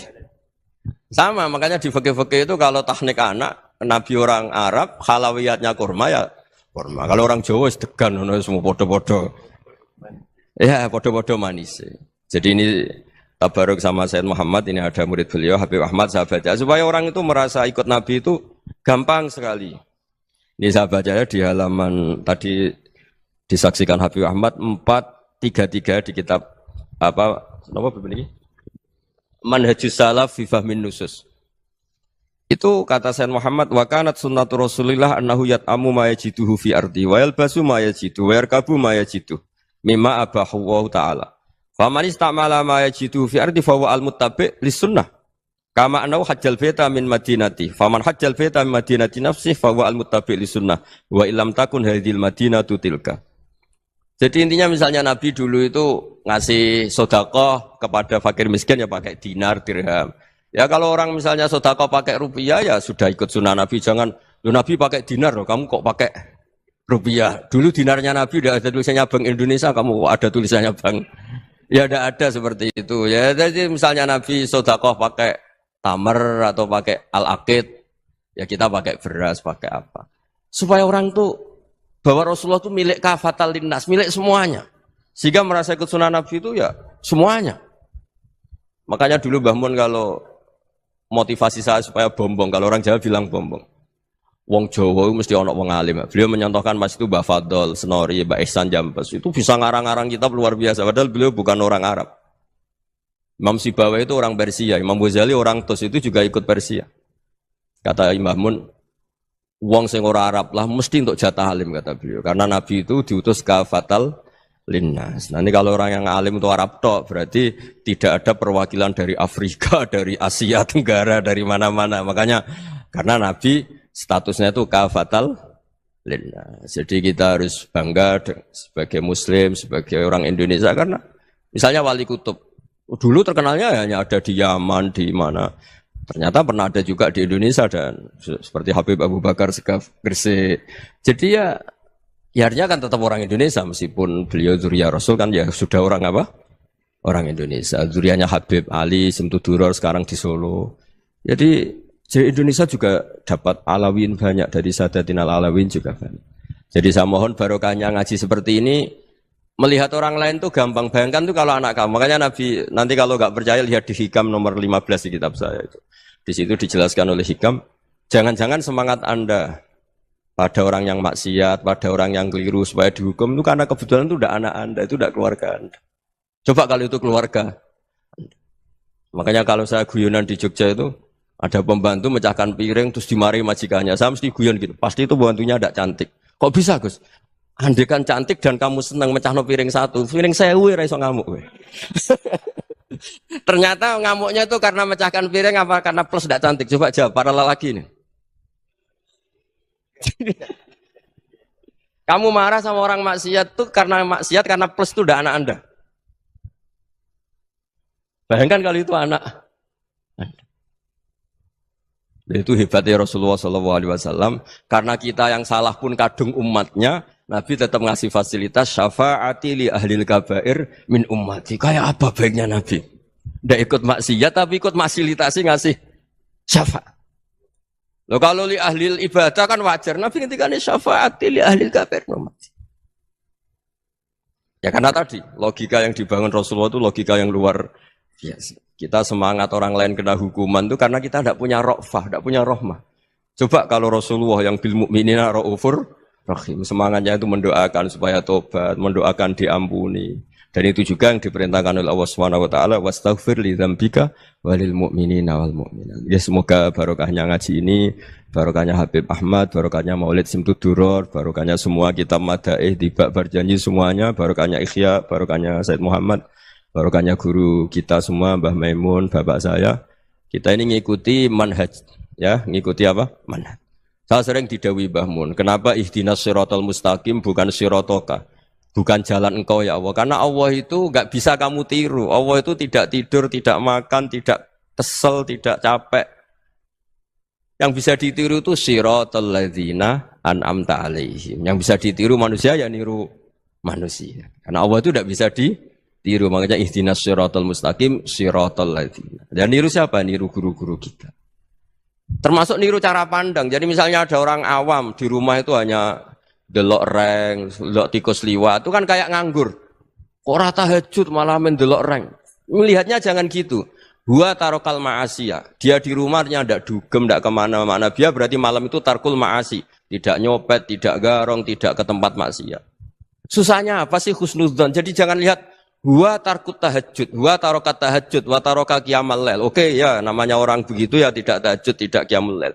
Tapi susahnya apa sih kamu bilang huwa tarokal ma'asiyah? Dia juga meninggalkan maksiat dan tarkul maksiat itu tuh ibadah. Supaya orang tuh gampang lah husnudzon sama orang muslim. Ini orang mukmin, orang yang luar biasa. Di mata Allah itu orang yang luar biasa. Kayak tadi Imam Ghazali, kalau saya ketemu orang muslim kemudian dia tidak pernah baik, gimana? Kata Imam Ghazali, ma'ami muslimin illa wa islamuhu ta'ah. Tidak ada orang Islam ketika dia mentasdihkan Allah dan Rasulullah, berarti dia juga punya taat. Ya ini latihan saja, sing iso nglakoni Habib Ahmad kula namung cerita mawon. Kula cerita secara akademik, saya punya kitab, saya baca dan alhamdulillah kita paham barokahnya para guru dan supaya terbiasalah. Sebaik-baiknya ibadah husnudzon billah wa husnudzon bil mu'minin. Soal tidak cocok ya diilmoni tadi ya, namanya enggak cocok ya jangan sering ketemu. Seperti Rasulullah SAW, beliau karena sangat mencintai Sayyid Hamzah, ketemu orang yang pernah begitu sama Sayyid Hamzah ya beliau secara basyariah tidak siap. Tapi beliau secara cara bahasa sekarang secara profesional kalau beliau seorang nabi dan harus menerima tobatnya siapapun ya diterima. Saya meskipun dengan A, B gak cocok karena dia begini-begini sama saya, tapi saya ingat dia sholat, dia baca sholawat, dia mencintai Rasulullah. Ya kita hormat. Ya soal gak cocok ya di manage tadi ya. Zurhiban tasdid khuban. Kalau gak pati cocok ya jangan sering ketemu bawaannya enak nanti. Ya semuanya itu diilmoni lah. Makanya ngendikane Ma'ruf Al-Qurhi ada yang baca Al-Kharki. Mangqala fil yaumi salasa marrat wa marham ummata Muhammad kutiba minal abdal, karena semangat mencintai siapapun satu hari sering baca Umar Hammata Muhammad, wa asli ummata Muhammad, wa tajawaz an ummati Muhammad, itu mesti kutiba minal abdal, dia pasti termasuk wali abdal. Maksudnya semangat mencintai ya dilatih lah. Misalnya Indonesia Power atau PLN, andai kan tidak ada PLN tuh kayak apa, orang nggak bisa ngaji, tidak bisa aktivitas, ya barokahnya ada PLN, barokahnya jasanya. Kita sadar, tidak semua kebaikan kita ini memenuhi keinginan orang banyak. Gitu. Orang banyak ingin listrik, ingin saluran apa, dan itu kadang yang mewujudkan orang lain atau kelompok lain. Ya karena itu manfaat ke orang lain ya kita doakan. Karena khairun nas anfa'uhum linnas. Sehingga kita terbiasalah ngakui orang lain. Seperti semangatnya Rasulullah SAW, semuanya itu didoakan, semuanya diinginkan kebaikannya. Bahkan Nabi gak putus asa sampai di akhirat. Ketika Nabi lain sudah putus asa karena sudah akhirat, sampai dimintai syafaat semuanya bilang nafsi, nafsi. Karena merasa semuanya enggak punya nyali di depan Allah. Karena ini sudah akhirat, sudah finish. Tapi apa Rasulullah? Analah. Ya udah, saya sanggup mensyafaati kalian. Terus kata Nabi, fa'atiyal arsya. Saya mendatangi aras, fa'akhiru lahu sajidan, saya sujud. Wa ahmaduhu bimahamida allamaniha rabbi. Kemudian saya tetap muji Allah dengan pujian yang terus menerus. Padahal sudah di akhirat, sudah finish. Nabi dimintai syafaat masih sanggup. Karena Nabi tahu, akhirat tidak bisa mendikte Allah. Tidak bisa Allah terus bilang, ya Allah ini akhirat loh, engkau sudah tidak boleh mensyafaat. Tidak bisa. Allah tidak bisa diganggu akhirat. Allah tidak boleh dibatalkan rahmannya oleh akhirat. Allah tetap rahman rahim abadal abad. Dan Nabi tahu itu. Makanya kata para ulama, fa Muhammadun ahmadu min ghairihi. Jadi Nabi Muhammad namanya dua, yang terkenal. Sebenarnya banyak yang terkenal dua, Muhammad sama Ahmad. Ketika Nabi punya nyali memuji Allah di akhirat atau sudah di akhirat, itu fa Muhammadun ahmadu min ghairihi. Ketika Nabi lain sudah tidak punya nyali muji Allah karena sudah akhirat, Nabi Muhammad tetap berani muji Allah di saat seperti itu. Makanya ahmadu di situ kata ulama itu af'al tafdil, fa Muhammadun ahmadu min ghairihi. Kanjeng Nabi lebih memuji Allah di saat yang Nabi lain sudah tidak punya nyali untuk muji Allah di saat itu. Makanya kata Nabi fa akhiru lahu sajidan wa ahmadhu bimahamida 'allamaniha rabbi. Akhirnya setelah lama gitu terus Allah ngendikan ya Muhammad irfa' ra'sak wasal tu'tah wasfa' tusyaffa. Sudah Muhammad, angkat kepala kamu minta apa saat rutin, dan kalau kamu ingin mensafati umatmu saya beri hak napa? Syafaat. Nah, semoga semangat itu juga menjadikan kita munajat bahwa rahmat Allah tidak terbatas, harapan juga tidak terbatas. Mungkin yang sedang nakal ya kita katakan sedang. Jangan terus kamu pastikan wah ini mesti suul khotimah, mesti tidak orang baik. Tidak, agama ini liman kana yarjuwa wal yaumal akhir, selalu bagi yang punya harapan. Ya, mugi-mugi dapat barokah semua. Matur dengan kata wassalamualaikum warahmatullahi wabarakatuh. Ya mulane makna di Quran itu macam-macam. Lah saiki usah mung goblok, anggere gak makna eksplisit gak diterima. Ini udah eksplisit, makna dari mana ini? Qurannya mana? Innalillahi wa inna ilaihi raji'un. Jadi wong nak ngalim tenan niku makna Quran yo ono eksplisit, ono implisit, ono makna mafhum, ono makna mantuk. Baru bisa ono tafsir isyari. Jadi tafsir macam-macam. Kayak Pak Quraisy Shihab spesialis nafsir atas nama lughat. Wes pinter pong gaduk-gaduk non. Pak Quraisy Shihab kadang kula ya ora cocok, tapi kula yo hormat dene wong alim. Pokoke apa digaduk-gadukno perkara madatul kalimah. Madatul kalimah itu kosakata. Yo akhirnya yo gaduk. Misalnya ngaten. Tapi kadang butuh guyu, tapi kula seneng. Seneng beliau. Dia wong alim disebut Nabi. Tadabbur maknane apa, Mus? Nah, cara mikir kan. Mikir itu sangka kata dabaro. Tadbir maknane mengatur. Tadabbur mikir. Jadi agar madatul kalimat dal barok dabaro maknane mikir atau ngatur. Tadbirul ma'isyah berarti ngatur kehidupan. Mulane lah ciri utama mikir itu delok guri. Delok guri wong aja delok ngarep tok, delok nopo. Nah, mulane barang guri jenenge dubur. Waduh, gaduh-gaduhan kok kok. Iku mulai keberatan. Tapi udah ada wong alim, kula ge bangga Indonesia punya mufasir kayak Pak Quraisy. Tapi yo pas wae. Aku lah termasuk tim tafsir, guys. Mesti guyu, anggar beliau sebelum mesti. Misalnya dia nafsiri waqfid jana hakalim ini sing begini ini kok. Wa qadara rabbuka alla ta'budu terus waqfid lahuma jana hadzulli minar rahmati wa qur rabbirhamhuma kama rabbayani. Dia nafsiri yo gampang. Waqfid lahuma jana hadzulli. Itu janah itu sayap. Sayap itu untuk melindungi. Ibarat ayam kalau melindungi anaknya itu dilindungi dengan kedua sayap. Ya kamu dengan orang tua kayak seperti itu, melindungi dengan sayap. Pokoknya ini so gatok-gatok, pokoknya luwak. Dia luwak terus. Ada ulama yang spesial tafsir Isyari kayak Hikam, itu spesial tafsir apa? Isyari. Mau itu semua Quran dia menangkapnya dengan isyarat. Itu nggak ada lafadznya sudah lebih canggih lagi. Sudah. Yaitu kalau Pak Quraisy profesor, yang arah Hikam itu sudah di atas profesor. Andai kan ada gelar, malah itu lebih apa ya, lebih jelimet lagi. Dan itu nggak bisa diilmoni. Nah, ya modelnya itu daftar wali sih, supaya wali ya bisa, wali ya bisa. Itu misalnya begini. Tapi itu nyata, tak contohkan. Fawarab bisama iwal ardi innahu lahakum mitama annakum tantikun. Demi Tuhannya langit dan bumi, bahwa kepastian janji Allah itu hak. Demi langit dan bumi, demi Tuhannya langit dan bumi, bahwa janji Allah itu hak. Itu orang-orang yang tafsir Isyari langsung bilang, ini pasti Allah sedang murka. Man dzalladzi akhdabal jalil hatta alja'ahu ilal yamin. Siapa yang bikin Allah murka sehingga Allah dipaksa sumpah? Misalnya saya punya utang kamu, terus nagih saya, Gus utang saya bayar. Oh iya sesuk ditagih lagi sampai 3 kali. Pasti saya atas nama emosi, wallahi besok saya bayar. Kalau kamu nggak dipercaya orang dan Anda tersinggung, pasti spontan sumpah, wallahi begini. Kalau Allah pakai redaksi sumpah di Quran, artinya Allah sedang tersinggung. Nah itu tafsir Isyari, tahu. Mulanya kena dititani angger ayat kok dimulai sumpah, mesti Allah duka. Mesti Allah duka. Ya mereka sumpah itu wis dalam kondisi emosi yang bersumpah berarti ono. Kowe iso pacaran baik-baik saja atau be anak baik-baik saja ujuk-ujuk sumpah. Tapi nak bapak anak njaluk duit, Pak, njaluk duit sesuk. Tenane, Pak. Iya ya sesuk. Tenane biasanya jenengan bodoni. Wah, itu mulai sumpah. Nah, itu tafsir Isari, lebih jelimet lagi. Dan itu orang-orang Isari tahu ada sekian kalimat yang nggak ada kaitannya dengan makna, tapi orang Isari tahu. Makanya orang-orang Isari tahu kapan kiamat. Mereka tahu kapan kiamat, kapan terjadi goro-goro, kapan akan terjadi niro. Ya persis. Kalau nu dibuyut, itu sebagai balok mancini Mbak Mufid. Ini aku sakit ngitung falak, kapan daun itu jatuh. Gitu. Mengenai kalau ngalim ya ono pantes ya, buyut kulo ge wong alim. Buyut itu kan ra iso. Jadi yo ana ilmune ngene.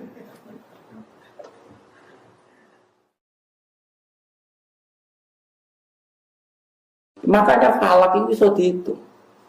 Riyen wong ngitung falak ora ono astronomi ora ono teknologi ini tapi sakit.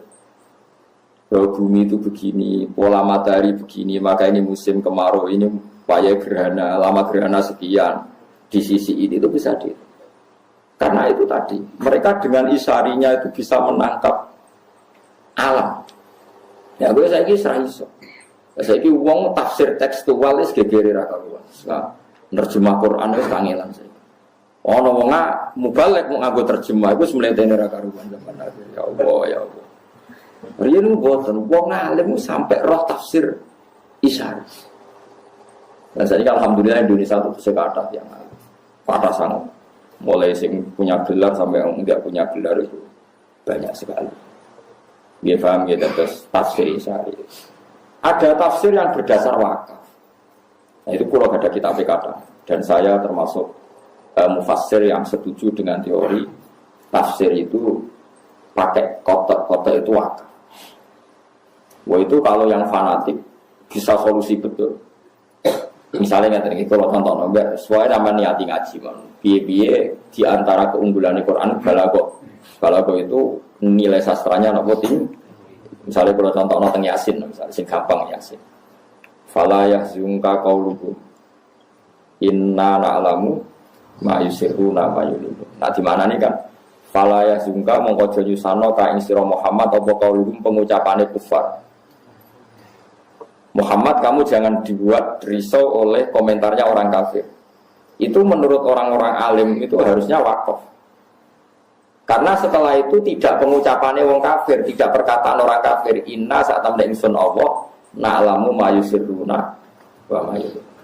Jika kalau antar orang alim niteni wong alim ora iku wakaf ta ora? Fala yazunka qauluhum inna na'lamu. Kalau kamu wasalkan kesane inna na'lamu pengucapannya wong kafir. Padahal inna na'lamu itu wis ngendikane Allah. Ada lagi misalnya tentang Zulaikha. Yang sampean dengar tentang Zulaikha gimana? Dia sangat menginginkan Yusuf mau berhubungan intim. Sepakat ya? Zulaikha-nya loh ya. Yusuf agak ingin, tapi karena bawaan manusia, tapi tidak sampai terlintas zina. Mau rawong ayu, setengah baya, blodor, jenenge wong lanang rada kepikiran. Tapi ora terlintas zina. Mau kepeksane kepeksa, itu kayak Mustafa, rawong ayu itu serangaran niat zina, ya ora niat sahabat. Tapi jenenge wong lanang normal, ya kepengin. Itu andaikan kamu itu bisa. Ayat seperti itu solusinya satu yaitu wakaf. Makanya ulama ada yang baca gini. Walaqad hammat bi wakaf. Pakai lam, pakai kot. Walaqad hammat lan teman-teman nejo sapa Zulaikha. Banget kepingine bi kelawan ngasil Yusuf. Wakaf. Terus wa hamma biha laula arro'a burhana rabbi. Yusuf pun ingin andaikan tidak tahu burhana rabbi. Berarti mafhume piye? Yusuf biasa buat tapi andekan tidak tahu burhana rabbi. Berhubung tahu maka tidak. Nah tapi wong-wong macane Quran diabrak kae. Walaqad hammat bihi wa hamma biha Allah itu cara kula krungu waduh kacau. Tapi mosok wong semaan kon kaya kula kan kacau. Sedang sing nyemak kesel. Walaqad hammat bihi wa hamma biha. Wes mbok rewangi ngono kok sing nyemak yo ora paham nek ngalim kan yo rugi. Apa yang ke ilmiah sing dianggap ora paham. Tapi kita sebagai orang yang tahu, di antara solusi mengurai Quran sebetulnya ada solusinya, yaitu kalau Anda wakaf secara benar.